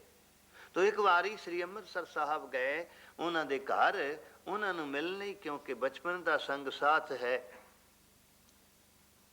ਤੇ ਦਾਸ ਨੇ ਅਰਜ਼ ਕੀਤੀ, ਜੀ ਅਰਜ਼ ਘਰ ਨੇ ਭਾਈ ਸਾਹਿਬ ਜੀ? ਕਹਿਣ ਪੈਂਦੇ ਹੀ ਕਹਿਣ ਲੱਗੀ, ਜੀ ਭਾਈ ਤਾਂ ਹੁੰਦੇ ਨੇ ਗੁਰਦੁਆਰਿਆਂ ਵਿੱਚ, ਉਹ ਕੋਈ ਭਾਈ ਨਹੀਂ। ਉਪਲ ਸਾਹਿਬ ਕਹੋ, ਉਪਲ ਸਾਹਿਬ ਕਹੋ। ਮੈਂ ਉਹਨਾਂ ਦੀ ਗੱਲ ਨੂੰ ਟਾਲਦਿਆਂ ਕਿਹਾ, ਆਖਿਰ ਉਹ ਪਹਿਲਾਂ ਇਹੋ ਕੁਝ ਹੀ ਸਨ। ਬੇਨਤੀ ਕਰ ਰਹੇ ਸਾਂ, ਜੇ ਪਤੀ ਧਾਰਮਿਕ ਪਾਸੇ ਹੈ ਤੇ ਪਤਨੀ ਕਹੇਗੀ ਲਓ ਜੀ ਤੁਸੀਂ ਇਹ ਕਿਸ ਪਾਸੇ ਚੱਲ ਪਏ ਹੋ, ਤੇ ਜੇ ਪਤਨੀ ਧਾਰਮਿਕ ਹੋਵੇਗੀ ਤੇ ਪਤੀ ਕਹੇਗਾ ਲੈ ਤੂੰ ਕਿਸ ਪਾਸੇ ਤੁਰ ਪਈ ਐ, ਅਜੇ ਕੋਈ ਇਹ ਉਮਰ ਹੈ। ਲੋਕ ਤਾਂ ਬੁਢੇਪੇ ਵਿੱਚ ਧਾਰਮਿਕ ਥਾਵਾਂ ਤੇ ਗੁਰਦੁਆਰੇ ਮੰਦਿਰਾਂ ਵਿੱਚ ਜਾਂਦੇ ਨੇ, ਤੇ ਇਹ ਹੁਣ ਉਮਰ ਕੋਈ ਖਾਣ ਧਾਰ ਗੁਰਦੁਆਰੇ ਜਾਣਦੀ ਏ ਜਾਂ ਮੰਦਿਰ ਜਾਣਦੀ ਏ। ਮਨੁੱਖ ਭੁੱਲ ਜਾਂਦਾ ਹੈ ਕਿ ਮਨੁੱਖ ਦੀ ਉਮਰ ਦਾ ਕੋਈ ਪਤਾ ਨਹੀਂ ਕਿ ਕਦੋਂ ਇਹ ਸਮਾਪਤ ਹੋ ਜਾਵੇ। ਇਸ ਵਾਸਤੇ ਜੋ ਅਸੀਂ ਕਰਮ ਕਰਦੇ ਹਾਂ ਉਹ ਖੰਡਿਤ ਹੁੰਦੇ ਨੇ। ਪਹਿਲਾਂ ਤਾਂ ਮਨ ਕਦਮ ਕਦਮ ਤੇ ਇਸ ਨੂੰ ਨਿਵਰਤ ਕਰਨ ਦੀ ਕੋਸ਼ਿਸ਼ ਕਰਦਾ ਹੈ, ਫਿਰ ਸਾਧਨ ਹਾਲਾਤ ਐਸੇ ਬਣ ਜਾਂਦੇ ਨੇ। ਹੇ ਵਾਹਿਗੁਰੂ ਜੀਓ, ਜੋ ਆਪ ਦਾ ਕਰਮ ਹੈ ਉਹ ਕਿਸੇ ਤਰ੍ਹਾਂ ਵੀ ਬੁਰਾਈਆਂ ਦੀਆਂ ਸ਼ਕਤੀਆਂ ਦੁਆਰਾ ਖੰਡਿਤ ਨਹੀਂ ਕੀਤਾ ਜਾਂਦਾ, ਕੱਟਿਆ ਨਹੀਂ ਜਾਂਦਾ ਜੀ। ਕਿ ਆਪੰਜ ਭਰਮ ਹੇ ਵਾਹਿਗੁਰੂ ਜੀਓ, ਜੋ ਆਪ ਹੋ ਭੰਨਣ ਤੋਂ ਰਹਿਤ ਹੋ ਤੇ ਭਰਮ ਤੋਂ ਰਹਿਤ ਹੋ। ਨਾ ਆਪ ਨੂੰ ਕੋਈ ਤੋੜ ਸਕਦਾ ਹੈ, ਨਾ ਕੋਈ ਆਪ ਨੂੰ ਭਰਮਾ ਸਕਦਾ ਹੈ। ਕਿ ਆਪਿਜ ਲੋਕੈ ਹਾਂ, ਜਿਹੜੇ ਲੋਕ ਬਨਾਵਟ ਕਰਕੇ ਪ੍ਰਸੰਨ ਕਰਨਾ ਚਾਹੁੰਦੇ ਨੇ, ਲੋਕ ਹੈ ਜੋ ਲੋਕ ਆਪ ਜੀ ਨੂੰ ਬਨਾਵਟ ਕਰਕੇ ਪ੍ਰਸੰਨ ਕਰਨਾ ਚਾਹੁੰਦੇ ਨੇ, ਰਿਝਾਉਣਾ ਚਾਹੁੰਦੇ ਨੇ, ਜੋ ਆਪ ਹੋ ਉਹ ਲੋਕਾਂ ਉੱਪਰ ਦਿਖਾਵੇ ਤੇ ਬਨਾਵਟੀ ਸਾਧਨਾ ਤੇ ਅਭਿਜਣ ਤੋਂ, ਰੀਝਣ ਤੋਂ, ਪ੍ਰਸੰਨਤਾ ਤੋਂ ਆਪ ਰਹਿਤ ਹੋ। ਕਿ ਆਦਿਤ ਸੋਕੈ ਹੇ ਅਕਾਲ ਪੁਰਖ ਵਾਹਿਗੁਰੂ ਜੀਓ, ਅਦਿਤੀ ਦੇ ਪੁੱਤਰ ਸੂਰਜ ਦੇ ਤਾਈ ਆਪ ਸੁਖ ਹੈ ਸੁਕਾਣ ਵਾਲੇ ਹੋ। ਸੂਰਜ ਸਾਰੀ ਧਰਤੀ ਦੀ ਸੈਲਾਬ ਨੂੰ, ਸੂਰਜ ਸਾਰੀ ਧਰਤੀ ਦੇ ਪਾਣੀ ਨੂੰ, ਤਰਾਵਟ ਨੂੰ ਸੁਕਾਣ ਵਾਲਾ ਹੈ, ਪਰ ਜੋ ਆਪ ਹੋ ਉਹ ਆਦਿਤ ਸੂਰਜ ਨੂੰ ਵੀ ਸੁਕਾਣ ਵਾਲੇ ਹੋ। ਕਿ ਅਵਧੂਤ ਬਰਨੈ ਹਾਂ, ਆਪ ਦੇ ਪਿਆਰੇ ਜੋ ਹਨ, ਹੇ ਵਾਹਿਗੁਰੂ ਜੀਓ, ਆਪ ਜੋ ਆਪ ਹੋ, ਆਪ ਜੀ ਨੂੰ ਅਵਧੂਤ ਸੁਧ ਸਰੂਪ ਬਰਨੈ ਕਥਨ ਕਰਦੇ ਹਨ। ਜਿਵੇਂ ਸੰਸਕ੍ਰਿਤ ਦੇ ਸ਼ਾਸਤਰੀ ਵਿਦਵਾਨਾਂ ਨੇ ਕਿਹਾ ਸੀ, ਸੁਧਮ ਪਾਪਾ ਬਿਧਾ, ਜੋ ਪਾਪਾਂ ਤੋਂ ਵਿੰਨਿਆ ਨਾ ਜਾਵੇ, ਪਾਪ ਜਿਸ ਉੱਪਰ ਚੋਟ ਨਾ ਕਰ ਸਕਣ, ਉਹ ਅਕਾਲ ਪੁਰਖ ਵਾਹਿਗੁਰੂ ਸੁਧ ਸਰੂਪ ਹੈ ਜੀ। ਕਿ ਵਿਭੂਤ ਕਰਨੈ ਹੇ ਵਾਹਿਗੁਰੂ ਜੀਓ, ਆਪ ਹਰ ਪ੍ਰਕਾਰ ਦੀ ਵਿਭੂਤੀ ਨੂੰ ਪੈਦਾ, ਆਪ ਜੋ ਹੋ ਹਰ ਪ੍ਰਕਾਰ ਦੀ ਵਿਭੂਤੀ ਨੂੰ, ਦੌਲਤ ਨੂੰ, ਸਰਮਾਏ ਨੂੰ, ਵੈਲਥ ਨੂੰ ਪੈਦਾ ਕਰਨ ਵਾਲੇ ਹੋ। ਦੋ ਪ੍ਰਕਾਰ ਦੀਆਂ ਵਿਭੂਤੀਆਂ ਹਨ। ਅਸੀਂ ਸੰਸਾਰੀ ਲੋਕ ਜਾਂ ਰਾਜੇ ਮਹਾਰਾਜੇ ਸੰਸਾਰ ਦੇ ਪਦਾਰਥਾਂ ਵੱਲ, ਸੰਸਾਰ ਦੇ ਸੁੱਖਾਂ ਵੱਲ ਦੌੜਦੇ ਹਾਂ। ਇੱਕ ਵਿਭੂਤੀ ਹੈ ਸਾਰੇ ਪਦਾਰਥ, ਔਰ ਦੂਸਰੀ ਵਿਭੂਤੀ ਹੈ ਜਿਸ ਨੂੰ ਦੈਵੀ ਸੰਪਦਾ ਕਿਹਾ ਗਿਆ ਹੈ, ਦੇਵਤਿਆਂ ਦੇ ਗੁਣ, ਦੇਵਤਿਆਂ ਦੀ ਪੂੰਜੀ। ਦੇਵਤਿਆਂ ਦੀ ਪੂੰਜੀ ਕੀ ਹੈ?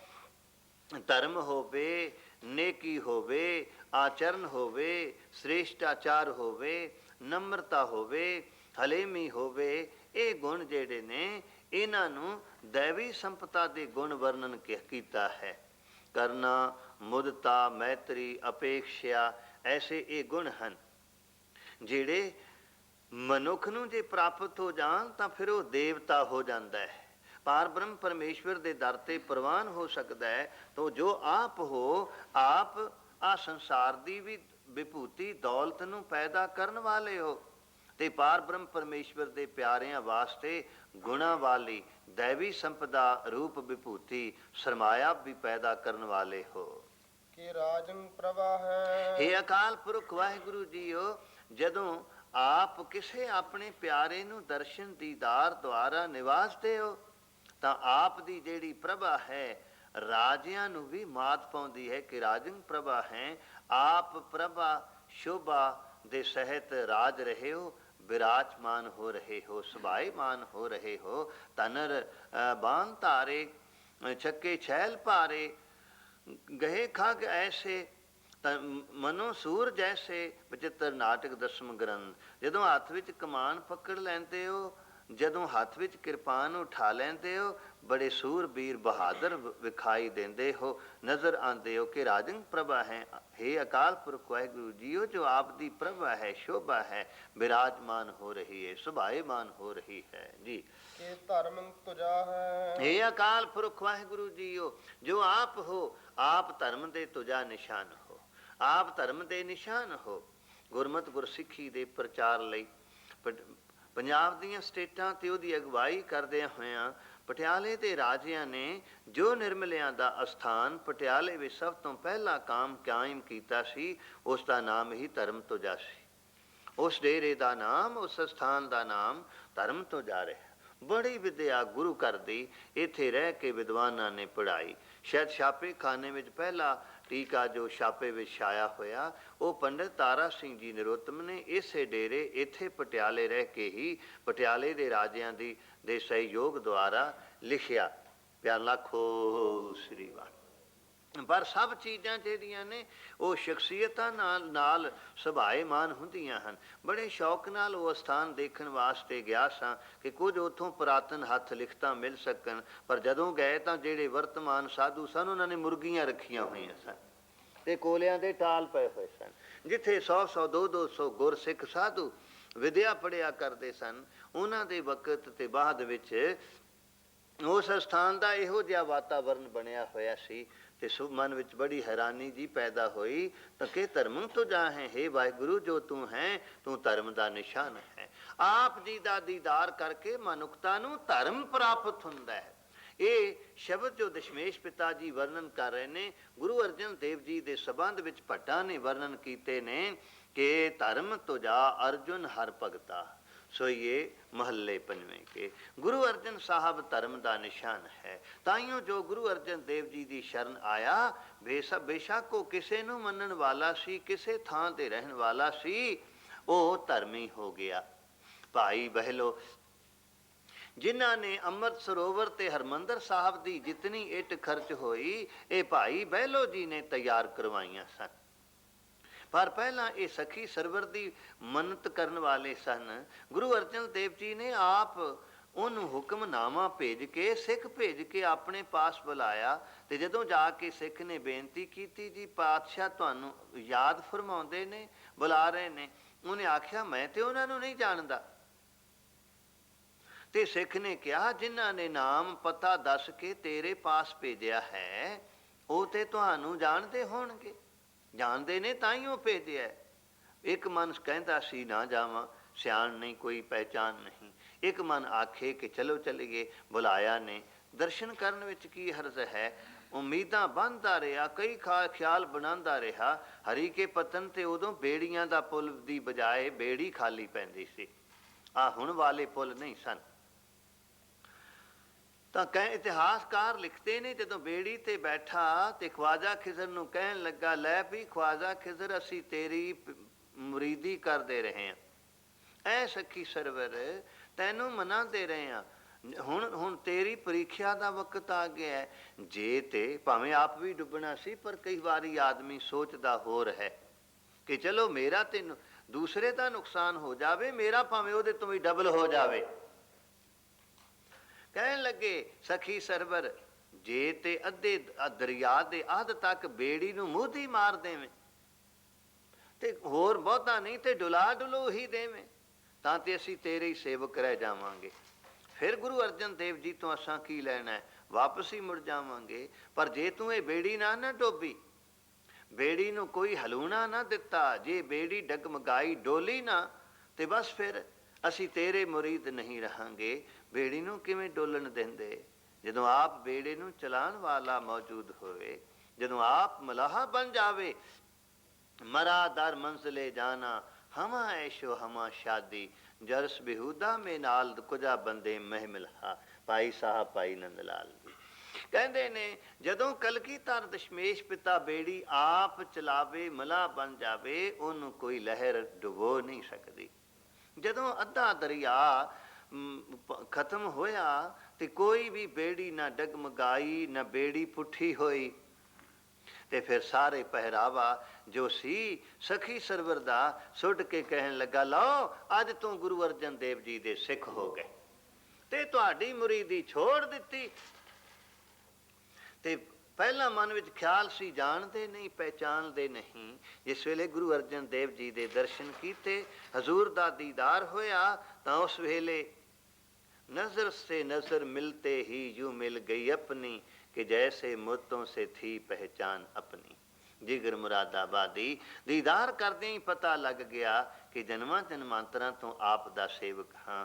ਫਿਰ ਟੋਕਰੀ ਚੁੱਕ ਲੀਤੀ, ਸੇਵਾ ਜਿੰਮੇ ਲੈ ਲੀਤੀ, ਔਰ ਅਖੀਰ ਤੱਕ ਨਿਭ ਗਈ ਸੇਵਾ ਆਪਣੀ ਕੀ, ਪਰਿਵਾਰ ਦੀ ਪੀੜ੍ਹੀ ਦਰ ਪੀੜ੍ਹੀ, ਪੀੜ੍ਹੀ ਦਰ ਪੀੜ੍ਹੀ ਉਹਦੇ ਪਰਿਵਾਰ ਦੇ ਲੋਕ ਸੇਵਾ ਕਰਦੇ ਰਹੇ। ਬੇਨਤੀ ਕਰ ਰਿਹਾ ਸਾਂ, ਜਦੋਂ ਹਰਿਮੰਦਰ ਸਾਹਿਬ ਦੀ ਸੇਵਾ, ਸਰੋਵਰ ਦੀ ਸੇਵਾ ਸ਼ੁਰੂ ਹੋਈ, ਭਾਈ ਬਹਿਲੋ ਜੀ ਨੂੰ ਹੁਕਮ ਹੋਇਆ ਕਿ ਉਹ ਇੱਟਾਂ ਤਿਆਰ ਕਰਿਆ ਕਰ। ਜਿਸ ਤਰ੍ਹਾਂ ਭਾਈ ਬਹਿਲੋ ਜੀ ਨੇ ਇੱਟਾਂ ਤਿਆਰ ਕਰਵਾਈਆਂ, ਅੱਜ ਦੇ ਜ਼ਮਾਨੇ ਵਿੱਚ ਬੜਾ ਔਖਾ ਹੈ, ਬਹੁਤ ਮੁਸ਼ਕਲ ਹੈ। ਪਰ ਅੱਜ ਵੀ ਭਾਈ ਬਹਿਲੋ ਦੇ ਦਰਸ਼ਨ ਕਰਨ ਦਾ ਮੌਕਾ ਮਿਲਦਾ ਹੈ। ਅੱਜ ਵੀ ਭਾਈ ਬਹਿਲੋ ਦੀ ਸੇਵਾ ਚੁੱਕਣ ਵਾਲੀਆਂ ਬੱਚੀਆਂ ਮਿਲਦੀਆਂ ਨੇ। ਦਾਸ ਨੇ ਕੈਨੇਡਾ ਟੋਰਾਂਟੋ ਦੇਖਿਆ, ਇੱਥੇ ਸਾਊਥ ਹਾਲ ਵੀ ਦੇਖਿਆ, ਇੱਥੇ ਵੀ ਦੇਖਣ ਦਾ ਮੌਕਾ ਮਿਲਦਾ ਹੈ। ਆਪਣੇ ਘਰ ਤਾਂ ਸਭ ਲੋਕ ਸਫਾਈ ਕਰਦੇ ਨੇ, ਪਰ ਜਿੱਥੇ ਸੰਗਤਾਂ ਸਰੀਰਕ ਕਿਰਿਆ ਕਰਦੀਆਂ ਨੇ, ਜਿੱਥੋਂ ਖੁਦ ਨੂੰ ਨਫ਼ਰਤ ਹੁੰਦੀ ਏ, ਜਿਹੜੇ ਵੀ ਪ੍ਰੇਮੀ, ਜੋ ਬੱਚੇ ਬੱਚੀਆਂ, ਜੋ ਬਜ਼ੁਰਗ ਇਹ ਸੇਵਾ ਕਰਦੇ ਨੇ, ਸਮਝ ਲਓ ਉਹਨਾਂ ਵਿੱਚੋਂ ਭਾਈ ਬਹਿਲੋ ਦਾ ਦਰਸ਼ਨ ਹੁੰਦਾ ਹੈ। ਪਿਆਲਾ ਖੋ, ਕਿਉਂਕਿ ਭਾਈ ਬਹਿਲੋ ਸਿਰ ਤੇ ਮੈਲੇ ਦੀ ਟੋਕਰੀ ਚੁੱਕ ਕੇ ਮੈਲਾ ਇਕੱਠਾ ਕਰ ਕਰਕੇ ਆਵਿਆਂ ਵਿੱਚ ਪਾਉਂਦੇ ਸਨ। ਕਿਸੇ ਨੇ ਕਿਹਾ ਸੀ, ਜੇ ਇੰਜ ਕਰੋਗੇ ਤੇ ਇੱਟਾਂ ਲਾਲ ਹੋਣਗੀਆਂ, ਇੱਟਾਂ ਸਹੀ ਪੱਕਣਗੀਆਂ। ਤੇ ਜਦੋਂ ਹਰਿਮੰਦਰ ਸਾਹਿਬ ਅੰਮ੍ਰਿਤ ਸਰੋਵਰ ਦੀ ਸੇਵਾ ਸੰਪੂਰਨ ਹੋਈ, ਪਤਾ ਹੈ ਸਰੋਪਾ ਕਿਸ ਨੂੰ ਦਿੱਤਾ? ਹੁਣ ਤਾਂ ਆਪਾਂ ਸਰੋਪਾਓ ਨੂੰ ਖੁਸ਼ਾਮਦ ਸਮਝ ਲੈਂਦੇ ਹਾਂ। ਰਾਜਨੀਤਿਕ ਲੋਕਾਂ ਨੂੰ ਸਰਪਾਓ ਦਿੱਤੇ ਜਾਂਦੇ ਨੇ, ਜੋੜੇ ਝਾੜਨ ਵਾਲਿਆਂ ਨੂੰ, ਗੁਸਲਖਾਨਿਆਂ ਦੀ ਸਫਾਈ ਕਰਨ ਵਾਲਿਆਂ ਨੂੰ, ਬਰਤਨ ਮਾਂਜਣ ਵਾਲਿਆਂ ਨੂੰ, ਲੰਗਰ ਪਕਾਉਣ ਵਾਲਿਆਂ ਨੂੰ ਕੌਣ ਸਰੋਪਾ ਅੱਜ ਕੱਲ੍ਹ ਦਿੰਦਾ ਹੈ? ਉਹ ਤਾਂ ਪਰੰਪਰਾ ਸੀ ਛੱਡ ਗਏ। ਸੇਵਕ ਦਾ ਸਤਿਕਾਰ ਕਰੀਏ, ਜਿਸ ਨੇ ਘਾਲਣਾ ਘਾਲੀਏ, ਉਹ ਗੁਰੂ ਦੇ ਦਰ ਤੇ ਪ੍ਰਵਾਨ ਹੈ। ਉਹਦਾ ਜਿੰਨਾ ਅਦਬ ਕਰਾਂਗੇ, ਖੁਦ ਸਾਡਾ ਅਦਬ ਹੋਵੇਗਾ, ਸਨਮਾਨ ਹੋਵੇਗਾ। ਪਰ ਜਦੋਂ ਗੁਰੂ ਅਰਜਨ ਦੇਵ ਜੀ ਨੇ ਸਰੋਪਾਓ ਦੇਣੇ ਸਨ ਸਿੱਖਾਂ ਨੂੰ, ਸਭ ਤੋਂ ਪਹਿਲਾਂ ਆਵਾਜ਼ ਦਿੱਤੀ, ਭਾਈ ਬਹਿਲੋ ਜੀ ਤੁਸੀਂ ਸਭ ਤੋਂ ਪਹਿਲਾਂ ਆਓ, ਪਿਆਲਾ ਖੋ। ਬਖਸ਼ਿਆਂ ਕੀਤੀਆਂ, ਬੜੀਆਂ ਬਖਸ਼ਿਆਂ ਕੀਤੀਆਂ, ਵਿਸਤਾਰ ਨਾ ਕਰੀਏ ਕਿਉਂਕਿ ਚੱਲਣਾ ਹੈ। ਤਾਂ ਬੇਨਤੀ ਕਰ ਰਹੇ ਸਾਂ, ਹੇ ਅਕਾਲ ਪੁਰਖ ਵਾਹਿਗੁਰੂ, ਤੂੰ ਤੇ ਧਰਮ ਦਾ ਨਿਸ਼ਾਨ ਹੈ। ਤੈਨੂੰ ਦੇਖ ਕੇ ਮਨੁੱਖਤਾ ਨੂੰ ਧਰਮ ਦੀ ਪ੍ਰਾਪਤੀ ਹੁੰਦੀ ਹੈ। ਸਿੱਖ ਸਾਰੀ ਦੁਨੀਆ ਵਿੱਚ ਕਿਤੇ ਵੀ ਚਲਿਆ ਜਾਵੇ, ਕਿਸੇ ਬੰਦੇ ਵੱਲ ਕੋਈ ਇਸ਼ਾਰਾ ਨਹੀਂ ਕਰੇਗਾ, ਪਰ ਜਿਸ ਵੇਲੇ ਦਸਤਾਰ ਵਾਲੇ ਨੂੰ, ਖੁੱਲੇ ਦਾੜੇ ਵਾਲੇ ਨੂੰ ਲੋਕ ਦੇਖਣਗੇ ਤੇ ਇਸ਼ਾਰਾ ਕਰਨਗੇ ਵੀ ਇਹ ਸਿੱਖ ਹੈ। ਇਹ ਨੇ ਸਿੱਖ ਜਿਨ੍ਹਾਂ ਨੇ, ਜਿਹੜੇ ਨਾ ਕਦੇ ਜ਼ਿਕਰੀਆ ਖਾਨ ਨੂੰ ਆਰਾਮ ਨਾਲ ਟਿਕਣ ਦਿੰਦੇ ਸਨ, ਨਾ ਮੀਰ ਮੰਨੂ ਨੂੰ, ਨਾ ਖਾਨ ਬਹਾਦਰ ਨੂੰ, ਨਾ ਨਾਦਰ ਸ਼ਾਹ ਨੂੰ, ਨਾ ਅਬਦਾਲੀ ਨੂੰ ਟਿਕਣ ਦਿੰਦੇ ਸਨ, ਤੇ ਜਿਹੜੇ ਰਾਤ ਨੂੰ ਨਹਿਰੂ ਖਾਨਦਾਨ ਨੂੰ ਨਹੀਂ ਸੌਣ ਦਿੰਦੇ। ਪਿਆਲਾ ਖੋ ਸ੍ਰੀ ਵਾਹਿਗੁਰੂ। ਜਿਹੜੇ ਨਹਿਰੂ ਖਾਨਦਾਨ ਨੂੰ ਆਰਾਮ ਨਾਲ ਟਿਕਣ ਨਹੀਂ ਦਿੰਦੇ, ਇਹ ਨੇ ਸਿੱਖ। ਪਹਿਚਾਣਿਆ ਜਾਂਦਾ ਹੈ ਗੁਰੂ ਦਾ ਸਿੱਖ ਦੂਰੋਂ ਹੀ। ਕਿਉਂ? ਸਤਿਗੁਰੂ ਨੇ ਤੇ ਸਿੱਖ ਨੂੰ ਬਣਾਇਆ ਸੀ ਧਰਮ ਦਾ ਨਿਸ਼ਾਨ। ਇਸ ਨੂੰ ਦੇਖ ਕੇ ਮਨੁੱਖਤਾ ਨੂੰ, ਦੁਨੀਆ ਦੇ ਲੋਕਾਂ ਨੂੰ ਧਰਮ ਪ੍ਰਾਪਤ ਹੋਵੇ। ਪਰ ਕਦੇ ਕਦੇ ਜਦੋਂ ਇਹ ਦੂਸਰੇ ਪਾਸੇ ਪ੍ਰਵਿਰਤ ਹੁੰਦਾ ਹੈ, ਫਿਰ ਸ਼ਰਮ ਨਾਲ ਸਿਰ ਨੀਵਾਂ ਹੋ ਜਾਂਦਾ ਹੈ। ਤੈਨੂੰ ਤਾਂ ਧਰਮ ਦਾ ਨਿਸ਼ਾਨ ਬਣਾਇਆ ਸੀ ਕਿ ਤੈਨੂੰ ਦੇਖ ਕੇ ਲੋਕਾਂ ਨੂੰ ਧਰਮ ਪ੍ਰਾਪਤ ਹੋਵੇ। ਹੇ ਵਾਹਿਗੁਰੂ, ਜੋ ਤੂੰ ਹੈ, ਤੂੰ ਧਰਮ ਦਾ ਨਿਸ਼ਾਨ ਹੈ, ਧਰਮ ਦਾ ਝੰਡਾ ਸਾਹਿਬ ਹੈ ਜੀ। ਕਿ ਅਸ਼ੋਕ ਬਰਨੈ, ਹੇ ਅਕਾਲ ਪੁਰਖ ਵਾਹਿਗੁਰੂ ਜੀਓ, ਤੈਨੂੰ ਧਰਮ ਗ੍ਰੰਥ ਸ਼ੋਕ ਤੋਂ ਰਹਿਤ ਵਰਣਨ ਕਰਦੇ ਹਨ, ਕਥਨ ਕਰਦੇ ਹਨ। ਕਿ ਸਰਬਾ ਅਭਰਨੈ, ਹੇ ਅਕਾਲ ਪੁਰਖ ਵਾਹਿਗੁਰੂ, ਕਰਤਾਰ ਸਿੰਘ ਬਲੱਗਣ ਨੇ, ਪੰਥ ਪ੍ਰਕਾਸ਼ ਦੇ ਕਰਤਾ ਭਾਈ ਰਤਨ ਸਿੰਘ ਜੀ ਭੰਗੂ ਨੇ ਇੱਕੋ ਖਿਆਲ ਹੀ ਬਿਆਨ ਕੀਤਾ ਹੈ। ਜਾਂ ਇਉਂ ਕਹੀਏ ਕਿ ਪੰਥ ਪ੍ਰਕਾਸ਼ ਦੇ ਹੀ ਸ਼ਬਦ ਕਰਤਾਰ ਸਿੰਘ ਜੀ ਬਲੱਗਣ ਨੇ ਪੰਜਾਬੀ ਵਿੱਚ ਲਿਖੇ ਨੇ। ਜਦੋਂ ਨੂਰਾ ਮਾਹੀ ਆਇਆ ਤੇ ਉਹ ਹਜ਼ੂਰ ਦੇ ਪਾਸ ਆ ਕੇ ਕੁਝ ਸੁਨੇੜਾ ਦਿੰਦਾ, ਮਾਂ ਜੀ ਦੀ ਖਬਰ ਦਿੰਦਾ, ਦਾਦੀ ਮਾਂ ਦੀ ਕੋਈ ਇਤਲਾਹ ਦਿੰਦਾ ਤੇ ਛੋਟੇ ਸਾਹਿਬਜ਼ਾਦਿਆਂ ਦੀ ਕੋਈ ਖਬਰ ਦੱਸਦਾ। ਇਸ ਦੀ ਬਜਾਏ ਉਹਦਾ ਉੱਚੀ ਉੱਚੀ ਰੋਣਾ ਨਿਕਲ ਗਿਆ। ਤੇ ਹਜ਼ੂਰ ਨੇ ਬੜੇ ਪਿਆਰ ਦੇ ਨਾਲ, ਜਿਵੇਂ ਕੋਈ ਮਾਂ ਛੋਟੇ ਬੱਚੇ ਨੂੰ ਰੋਂਦਾ ਹੋਵੇ ਤੇ ਬਾਂਹ ਤੋਂ ਪਕੜ ਕੇ ਛਾਤੀ ਨਾਲ ਲਗਾ ਲੈਂਦੀ ਏ, ਹਜ਼ੂਰ ਨੇ ਕਿਹਾ, ਨੂਰਿਆ ਆ ਮੇਰੇ ਨਜ਼ਦੀਕ ਆ ਤੇ ਸਹੀ, ਤੂੰ ਗੱਲ ਦੱਸ ਕੀ ਖਬਰ ਲਿਆਇਆ? ਓਏ ਭੋਲਿਆ, ਜਿਨ੍ਹਾਂ ਲੋਕਾਂ ਨੂੰ ਮਹਾਨ ਲੋਕਾਂ ਦੀਆਂ ਖਬਰਾਂ ਲੈਣ ਦੀ, ਸੇਵਾ ਕਰਨ ਦੀ ਕੋਈ ਸੇਵਾ ਪ੍ਰਾਪਤ ਹੋ ਜਾਂਦੀ ਏ, ਉਹ ਡੋਲਦੇ ਨਹੀਂ ਹੁੰਦੇ, ਉਹ ਘਬਰਾਉਂਦੇ ਨਹੀਂ ਹੁੰਦੇ। ਪੁੱਤਰ ਤੂੰ ਸਿੱਖ ਹੈ, ਤੂੰ ਸਿੱਖ ਹੋ ਕੇ ਕਿਹੜੀ ਗੱਲੋਂ ਘਬਰਾ ਗਿਆ? ਆ ਮੇਰੇ ਨੇੜੇ ਹੋ ਕੇ ਦੱਸ, ਇਹਨਾਂ ਤੇ ਦੱਸ, ਮੇਰਾ ਜੋਰਾਵਰ ਸਿੰਘ ਕਿਤੇ ਘਬਰਾਇਆ ਤੇ ਨਹੀਂ? ਮੇਰਾ ਫਤਿਹ ਸਿੰਘ ਕਿਤੇ ਡੋਲ ਤੇ ਨਹੀਂ ਗਿਆ ਕਿ ਤੂੰ ਘਬਰਾ ਗਿਆ ਹੋਵੇਂ? ਤੂੰ ਕਿਤੇ ਡੋਲ ਗਿਆ ਹੋਵੇਂ, ਤੂੰ ਮਹਿਸੂਸ ਕੀਤਾ ਹੋਵੇ? ਆ ਦੱਸ, ਮੇਰੇ ਸੁਪੁੱਤਰ ਕਿਤੇ ਡੋਲੇ ਤੇ ਨਹੀਂ, ਘਬਰਾਏ ਨਹੀਂ? ਆ ਦੱਸ, ਮਾਂ ਜੀ ਦਾ ਕੀ ਹਾਲ ਹੈ? ਮਾਂ ਜੀ ਨੇ ਤੈਨੂੰ ਕੋਈ ਸੁਨੇਹਾ ਦਿੱਤਾ ਹੋਵੇ ਤੋ ਕਿਉਂ? ਪਤਾ ਸੀ ਸਾਰਾ ਕੁਛ, ਤੇ ਨੂਰਾ ਕੁਝ ਕਹਿ ਕਿਉਂ ਨਹੀਂ ਸੀ ਸਕਦਾ? ਇਹ ਵੀ ਪਤਾ ਸੀ, ਪਰ ਕਿਉਂਕਿ ਕਿ ਅਸ਼ੋਕ ਬਣਨਾ ਤੂੰ ਜੋ ਹੈ, ਸ਼ੋਕ ਤੋਂ ਰਹਿਤ ਕਥਨ ਕੀਤਾ ਜਾਂਦਾ ਹੈ, ਤੈਨੂੰ ਕਿਸੇ ਪ੍ਰਕਾਰ ਦਾ ਕੋਈ ਸ਼ੋਕ ਨਹੀਂ ਹੈ ਕਿ ਸਰਬਾ ਪਰਨੇ, ਇਹ ਅਕਾਲ ਪੁਰਖ ਵਾਹਿਗੁਰੂ ਜੋ ਤੂੰ ਹੈ, ਸਾਰਿਆਂ ਦਾ ਅਪਰਨੇ ਜ਼ੇਵਰ ਹੈ, ਸਾਰਿਆਂ ਦਾ ਜ਼ੇਵਰ ਹੈ। ਕੋਈ ਪਹਿਨਣ ਲਈ ਤਿਆਰ ਤਾਂ ਹੋਵੇ, ਕੋਈ ਉਹਨੂੰ ਆਪਣਾ ਜ਼ੇਵਰ ਬਣਾਉਣ ਲਈ ਤਿਆਰ ਤਾਂ ਹੋਵੇ, ਜਿਹਨੇ ਉਹਦੇ ਨਾਮ ਨੂੰ ਆਪਣੇ ਗਲੇ ਵਿੱਚ ਜ਼ੇਵਰ ਬਣਾ ਕੇ ਪਹਿਨ ਲੀਤਾ ਤੇ ਮੰਗ ਕੀਤੀ, ਨਾਨਕ ਦੀ ਜੈ ਨਾਮ ਦਾਨ ਰਾਖੋ ਹੀ ਹੈ ਪਰੋਏ। ਸਾਰੇ ਹੱਥ ਜੋੜ ਕੇ ਧੰਨ ਗੁਰੂ ਗ੍ਰੰਥ ਸਾਹਿਬ ਜੀ ਨੂੰ ਸਿਰ ਝੁਕਾ ਕੇ ਪੜੋ, ਨਾਨਕ ਦੀ ਜੈ ਨਾਮ ਦਾਨ, ਨਾਨਕ ਦੀ ਜੈ ਨਾਮ ਦਾਨ, ਨਾਨਕ ਦੀ ਜੈ ਨਾਮ ਦਾਨ, ਰਾਖੋ ਹੀ ਹੈ ਪਰੋਏ, ਰਾਖੋ ਹੀ ਹੈ ਪਰੋਏ, ਰਾਖੋ ਹੀ ਹੈ ਪਰੋਏ। ਬਸ ਇਹ ਹੈ ਗਹਿਣਾ, ਇਹ ਹੈ ਸੇਵਰ ਜੋ ਤੂੰ ਹੈ, ਸਾਰਿਆਂ ਦਾ ਸੇਵਰ ਹੈ, ਅਪਰਨੇ ਜ਼ੇਵਰ ਹੈ, ਗਹਿਣਾ ਹੈ ਜੀ। ਕਿ ਜਗਤੰ ਕ੍ਰਿਤੀ ਹੈ, ਇਹ ਅਕਾਲ ਪੁਰਖ ਵਾਹਿਗੁਰੂ ਜੀ ਜੋ ਤੂੰ ਹੈ, ਇਹ ਜਗਤ ਸੰਸਾਰ ਤੇਰੀ ਕਿਰਤ ਹੈ, ਤੂੰ ਜਗਤ ਨੂੰ ਸੰਸਾਰ ਨੂੰ ਕਰਨ ਵਾਲਾ ਹੈ। ਕਿ ਛਤਰੰ ਛਤਰੀ ਹੈ, ਇਹ ਅਕਾਲ ਪੁਰਖ ਵਾਹਿਗੁਰੂ ਜੋ ਤੂੰ ਹੈ, ਤੂੰ ਛਤਰੀਆਂ ਦਾ ਵੀ ਮਹਾਨ ਛਤਰੀ ਹੈ। ਤਾਈਓ ਦੌਲਤ ਰਾਏ ਨੇ ਇਹ ਲਿਖਿਆ ਸੀ, ਗੁਰੂ ਗੋਬਿੰਦ ਸਿੰਘ ਜੀ ਨੇ ਜੋ ਮਹਾਨ ਬਖਸ਼ਿਸ਼ ਕੀਤੀ, ਨੀਵੀਂ ਜਾਤੀ ਦੇ ਲੋਕਾਂ ਨੂੰ ਨਿਵਾਜਿਆ, ਉਹਨਾਂ ਦੇ ਸਾਹਮਣੇ ਅਰਜਨ ਵਰਗੇ ਛਤਰੀ ਜਿਹੜੇ ਸਨ, ਉਹ ਵੀ ਨੀਵੇਂ ਹੋ ਗਏ, ਸ਼ਰਮਿੰਦੇ ਹੋ ਗਏ। ਭਾਈ ਨੰਦ ਲਾਲ ਜੀ ਨੇ ਵੀ ਇਸ ਜੋਤ ਵਿਗਾਸ ਵਿੱਚ ਇਹ ਖਿਆਲ ਦਿੱਤਾ ਹੈ, ਹਾਂ ਦਸ਼ਮੇਸ਼ ਪਿਤਾ, ਜਿਹੜੇ ਤੂੰ ਤੇ ਤੇਰੇ ਪਿਆਰਿਆਂ ਨੇ ਚਮਕੌਰ ਦੀ ਗੜੀ ਵਿੱਚ ਕਰਤੱਵ ਦਿਖਾਏ ਸਨ, ਉਹਨਾਂ ਦੇ ਸਾਹਮਣੇ ਅਰਜਨ ਵੀ ਜਿਹੜਾ ਸੀ ਸ਼ਰਮਸਾਰ ਹੋ ਗਿਆ ਵੀ ਮੈਂ ਵੀ ਇਹਨਾਂ ਦੇ ਸਾਹਮਣੇ ਕੁਛ ਨਹੀਂ ਹਾਂ, ਪਿਆਲਾ ਖੋਸ ਜੋ ਤੂੰ ਹੈ, ਛਤਰੀਆਂ ਦਾ ਵੀ ਵੱਡਾ ਛਤਰਤਾਰ ਛਤਰੀ ਹੈ। ਦਸ਼ਮੇਸ਼ ਪਿਤਾ ਜੀ ਨੇ ਇਹ ਸ਼ਬਦ ਬਹੁਤ ਵਰਤਿਆ ਦਸਮ ਗ੍ਰੰਥ ਵਿੱਚ, ਛਤਰਤਾਰੀ ਛਤਰੀ ਪਤ ਸ਼ੈਲ ਰੂਪ ਛਿਤਨਾਥ, ਛਾਉਣੀ ਕਰ ਛਾਇਆ ਬਰ ਛਤਰੀ ਪਤ ਗਾਈ ਹੈ, ਵਿਸਨਾਥ ਬਿਸਿੰਗ ਪਰ ਬੇਦਨਾਥ ਬਾਲੀ ਬਾਲਾ ਕਰ, ਬਾਜੀ ਗਰਬਾਨ ਤਾਰੀ ਬੰਦ ਨਾ ਬਤਾਈ ਹੈ, ਨਿਓਲੀ ਕਰਮ ਦੂਦਾ ਤਾਰੀ ਵਿਦਿਆ ਧਰ ਬ੍ਰਹਮਚਾਰੀ, ਧਿਆਨ ਕੋ ਲਗਾਵੇ ਨੇਕ ਧਿਆਨ ਹੂੰ ਨਾ ਪਾਈ ਹੈ, ਰਾਜਨ ਕੇ ਰਾਜਾ महाराजन के महाराज, ऐसो राज छोड़ और दूजा कौन त्याई है।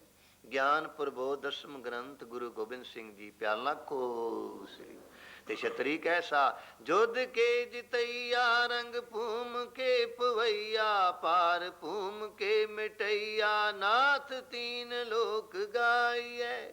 ज्ञान प्रबोध दसम ग्रंथ गुरु गोबिंद सिंह जी हाँ कि छतरंग छतरी हैं जो तू है, छतरियां दा भी महान छतरी है, छतरी अर्जन वर्गे भी तेरे कदमां ते सजदा करदे ने जी। कि ब्रह्म स्वरूप है हे वाहिगुरु जीओ जो तू है तू ब्रह्म स्वरूप है। ਕਿ ਅਨਭਉ ਅਨੂਪੈ हे ਅਕਾਲ ਪੁਰਖ ਵਾਹਿਗੁਰੂ ਜੀਓ, ਆਪ ਅਨਭਉ, ਆਪਣੇ ਆਪ ਤੋਂ ਪ੍ਰਕਾਸ਼ਮਾਨ ਗਿਆਨ ਸਰੂਪ ਹੋ, ਉਪਮਾ ਤੋਂ ਰਹਿਤ ਅਨੂਪਮ ਹੋ।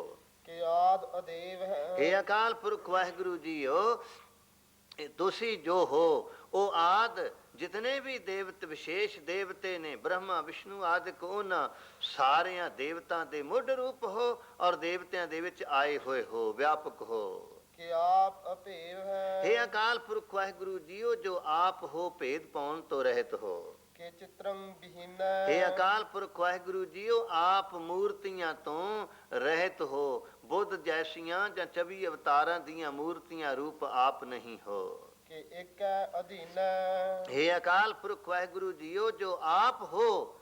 ਮਹਾਰਾਜ ਸੰਤ ਗਿਆਨੀ ਗੁਰਬਚਨ ਸਿੰਘ ਜੀ ਖਾਲਸਾ ਅਰਥ ਕਰਦੇ ਸਨ, ਇੱਕ ਪ੍ਰੇਮ ਭਗਤੀ ਦੇ ਅਧੀਨ ਹੋ।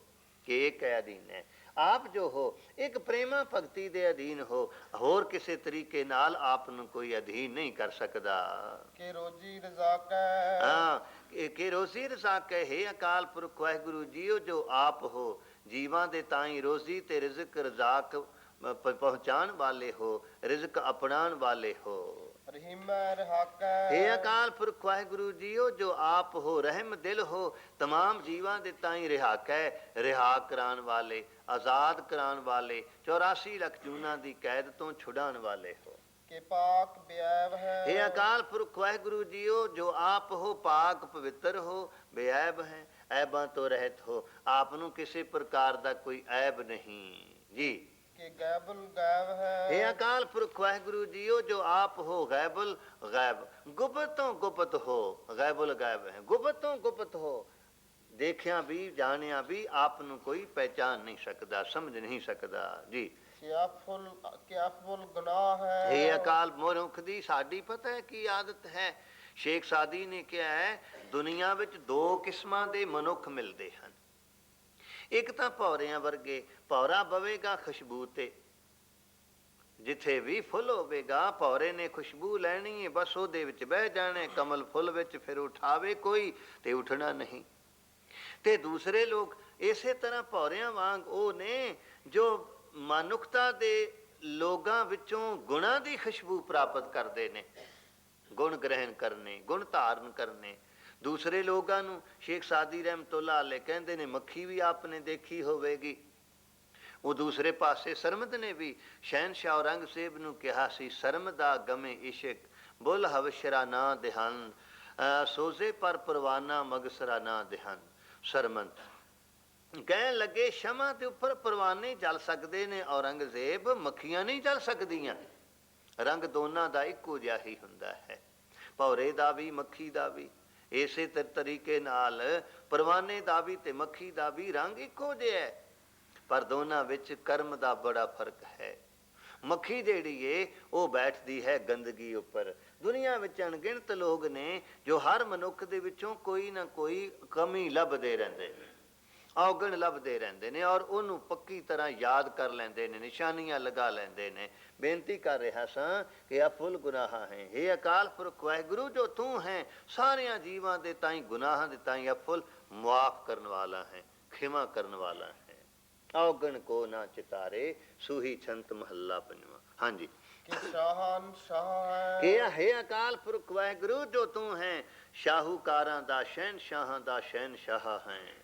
ਕਿ ਕਾਰਨ ਕੁਨਿੰਦ ਹੈ हे ਅਕਾਲ ਪੁਰਖ ਵਾਹਿਗੁਰੂ ਜੀਓ, ਜੋ ਤੂੰ ਹੈ ਸਾਰੇ ਕਾਰਨਾਂ ਦੇ ਤਾਈਂ ਕੁਨਿੰਦ ਹੈ, ਕਰਨ ਵਾਲਾ ਹੈ। ਪੰਜ ਤਤ ਕਾਰਨ ਹਨ, ਇਹਦਾ ਅੱਗੇ ਸਾਰੇ ਕਾਰਜ ਸੰਸਾਰ ਹੈ। ਇਹਨਾਂ ਪੰਜ ਤੱਤਾਂ ਦੇ ਕਾਰਨਾਂ ਨੂੰ ਵੀ हे ਅਕਾਲ ਪੁਰਖ ਵਾਹਿਗੁਰੂ, ਜੋ ਤੂੰ ਹੈ ਕਰਨ ਵਾਲਾ ਹੈ। ਕਿ ਰੋਜੀ ਦਿਹੰਦ ਹੈ हे ਅਕਾਲ ਪੁਰਖ ਵਾਹਿਗੁਰੂ, ਜੋ ਤੂੰ ਹੈ ਰਿਜ਼ਕ ਦੇਣ ਵਾਲਾ ਹੈ। ਕਿ ਰਾਜ਼ਕ ਰਹੀਮ ਹੈ हे ਅਕਾਲ ਪੁਰਖ ਵਾਹਿਗੁਰੂ, ਤੂੰ ਰਹਿਮ ਦਿਲ ਹੈ ਤੇ ਰਹਿਮ ਦਿਲ ਹੋ ਕੇ ਰਾਜ਼ਕ ਰਿਜ਼ਕ ਦੇਣ ਵਾਲਾ ਹੈ। ਤਮਾਮ ਭੇਦਾਂ ਨੂੰ ਜਾਣਨ ਤੇ ਪਹਿਚਾਨਣ ਵਾਲਾ ਹੈ। ਕਿ ਕਰਮੰ ਕਰੀਮ ਹੈ हे ਅਕਾਲ ਪੁਰਖ ਵਾਹਿਗੁਰੂ, ਜੋ ਤੂੰ ਹੈ ਕਿਰਪਾਲਤਾ ਵਾਲੇ ਕਰਮ ਕਰਨ ਵਾਲਾ ਹੈ। ਤੇਰੇ ਹਰ ਕਰਮ ਵਿੱਚ ਕਿਰਪਾਲਤਾ, ਕਰਮ ਬਖਸ਼ਿਸ਼ ਡੁੱਲ ਡੁੱਲ ਪੈਂਦੀ ਹੈ ਜੀ। ਕਿ ਸਰਵੰ ਕਲੀ ਹੈ हे ਅਕਾਲ ਪੁਰਖ ਵਾਹਿਗੁਰੂ, ਕੇ ਸਰਬੰ ਕਲੀ ਹੈ, ਤੂੰ ਸਾਰੇ ਕਲਾਮਾਂ ਵਾਲਾ ਹੈ, ਸਰਬ ਵਕਤਾ ਹੈ। ਜੋ ਵੀ ਬਾਣੀਆਂ ਬੋਲੀਆਂ ਜਾਂਦੀਆਂ ਨੇ, ਭਾਸ਼ਾਵਾਂ, ਉਹਨਾਂ ਦੀ ਰਚਨਾ ਕਰਨ ਵਾਲਾ ਆਪ ਹੈ ਤੇ ਸਾਰੀਆਂ ਬੋਲੀਆਂ ਬੋਲਣ ਵਾਲਾ ਸਰਬ ਵਕਤਾ ਤੂੰ ਹੀ ਹੈ।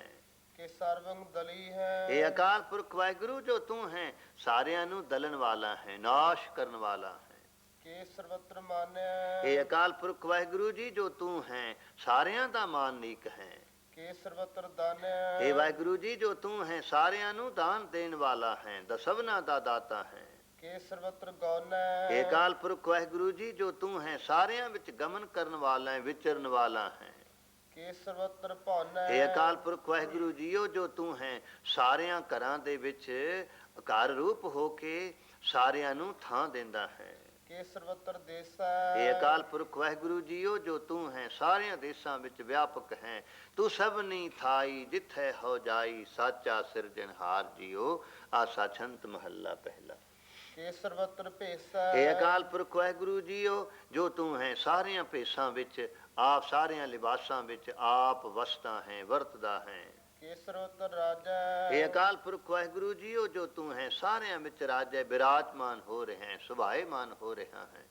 ਕਿ ਸਰਬਤਰ ਸਾਜੈ। ਇਹ ਅਕਾਲ ਪੁਰਖ ਵਾਹਿਗੁਰੂ ਜੀਓ ਜੋ ਆਪ ਹੋ ਸਾਰੀ ਸਾਜਨਾ ਕਰਨ ਵਾਲੇ ਹੋ।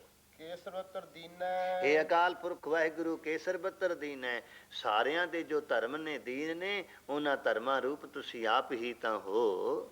ਕਿ ਸਰਬਤਰ ਲੀਨੈ। हे ਅਕਾਲ ਪੁਰਖ ਵਾਹਿਗੁਰੂ ਜੀਓ ਸਾਰਿਆਂ ਨੂੰ ਦਾਨ ਜੋ ਆਪ ਹੋ ਸਾਰਿਆਂ ਨੂੰ ਦਾਨ ਦੀਨੈ, ਦਾਨ ਦਿੰਦੇ ਹੋ। हे ਅਕਾਲ ਪੁਰਖ ਵਾਹਿਗੁਰੂ ਜੀਓ ਜੋ ਸਾਰਿਆਂ ਜੀਵਾਂ ਨੂੰ ਜੀਵਨ ਤੋਂ ਆਦਿਕ ਦਾਨ ਦਿੰਦੇ ਹੋ, ਜੀਵਨ ਲੈਣ ਵਾਲੇ ਵੀ ਜੋ ਆਪ ਹੋ, ਜੀਵਨ ਲੈਣ ਵਾਲੇ ਵੀ ਆਪ ਹੋ। ਕਿ ਸਰਬਤਰ ਜਾ ਹੈ। हे ਅਕਾਲ ਪੁਰਖ ਵਾਹਿਗੁਰੂ ਜੀਓ ਜੋ ਤੁਸੀਂ ਹੋ ਸਾਰੀਆਂ ਜਗ੍ਹਾ ਰੂਪ ਆਪ ਹੀ ਤਾਂ ਹੋ।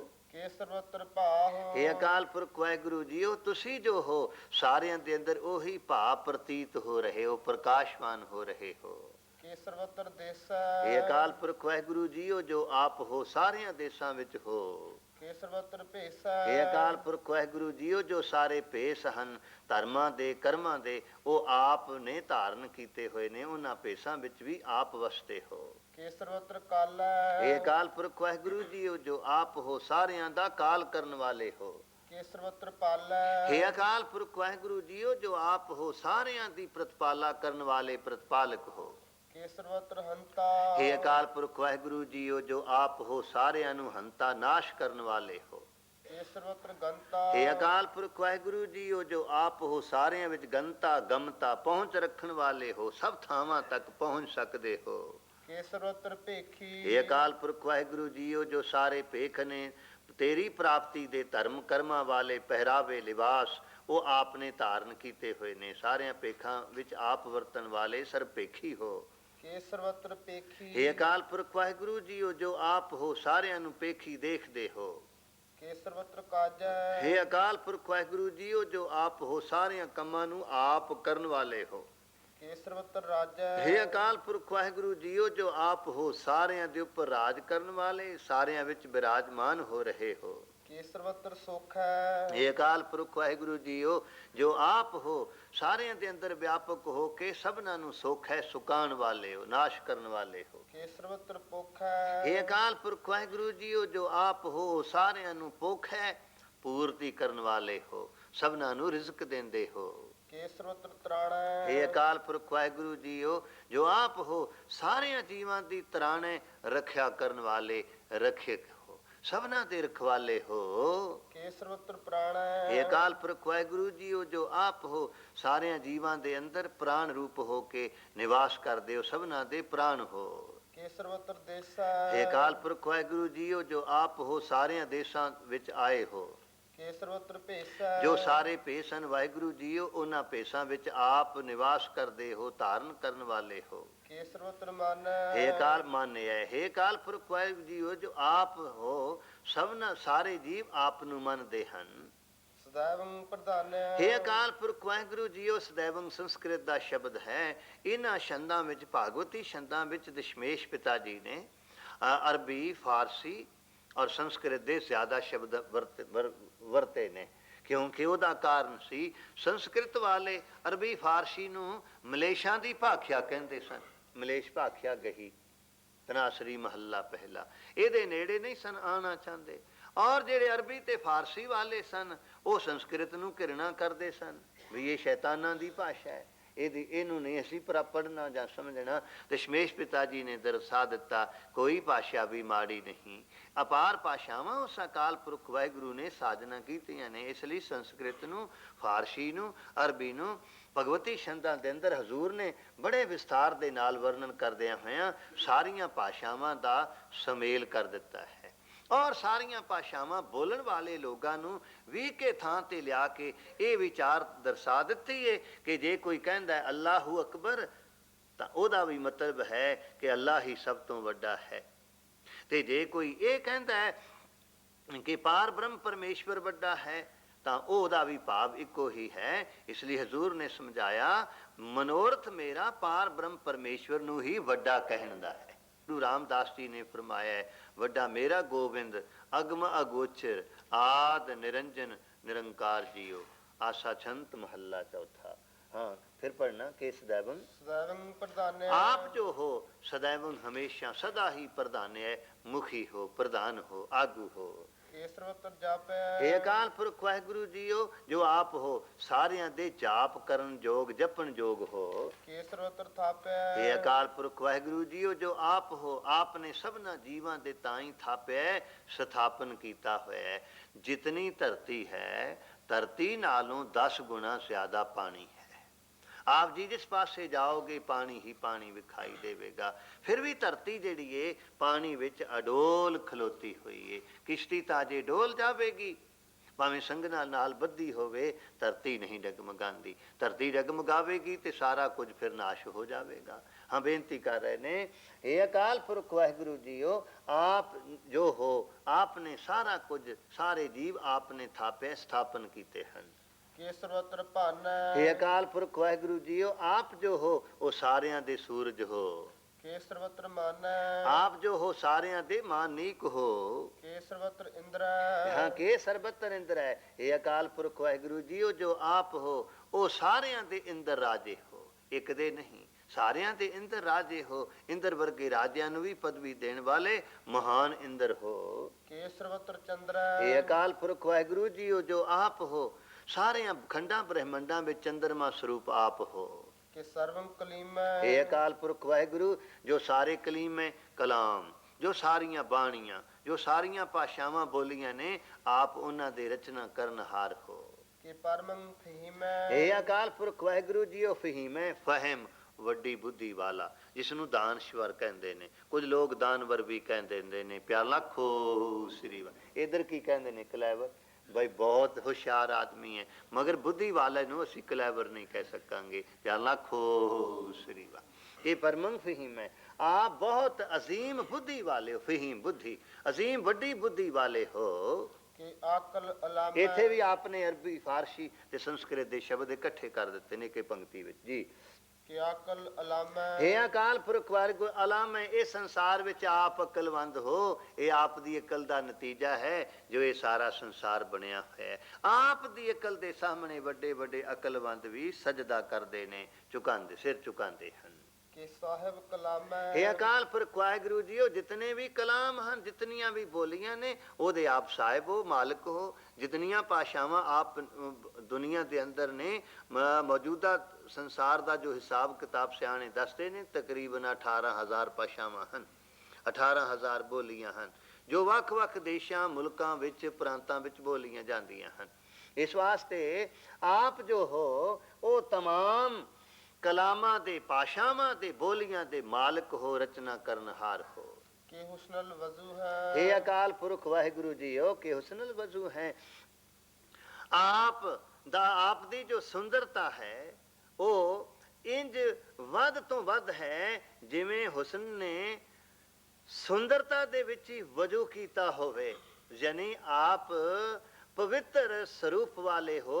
प्याला खो श्री वाह, क्योंकि वजू जेड़ा है वो पवित्रता का प्रतीक मन्या जाता है। आप दी सुंदरता जो है पवित्र तो पवित्र है। ਤਮਾਮਨ ਰਜ਼ੂ ਹੈ ते तमाम जीवां दे ध्यान दे ताई अपनी तरफ खिंचण वाले हो। बस इको झटका देंदा है, मनुख गिड़गिड़ा के ओदे कदमां ते डिग पैंदा है। प्याला खो श्री वाह। तमाम जीवां दे दी तवज्जो रुजू ध्यान करना, तमाम जीवां दी तवज्जो ध्यान अपनी तरफ खिंचण वाले हो। जदों आपने ਕੇਸਗੜ੍ਹ ਸਾਹਿਬ ਦੀ ਧਰਤੀ ਤੇ ਕਿਰਪਾਨ ਮਿਆਨ ਚੋਂ ਬਾਹਰ ਖਿੱਚੀ, तमाम ਲੋਕਾਂ ਦਾ ਧਿਆਨ ਆਪਣੀ ਤਰਫ ਖਿੱਚ ਲੈਣਾ ਕੀਤਾ। ਇਸ ਵਾਸਤੇ ਹਜ਼ੂਰ ਵਰਣਨ ਕਰ ਰਹੇ ਨੇ, ਫਿਰ ਪੜ੍ਹਨਾ। ਤਮਾਮਲ ਰੁਜੂ ਹੈ तमाम ਜੀਵਾਂ ਦਾ ਦੀ ਤਵੱਜੋ ਧਿਆਨ ਆਪਣੀ ਤਰਫ ਰੁਜੂ ਕਰਨ ਵਾਲੇ ਹੋ, ਖਿੱਚਣ ਵਾਲੇ ਹੋ।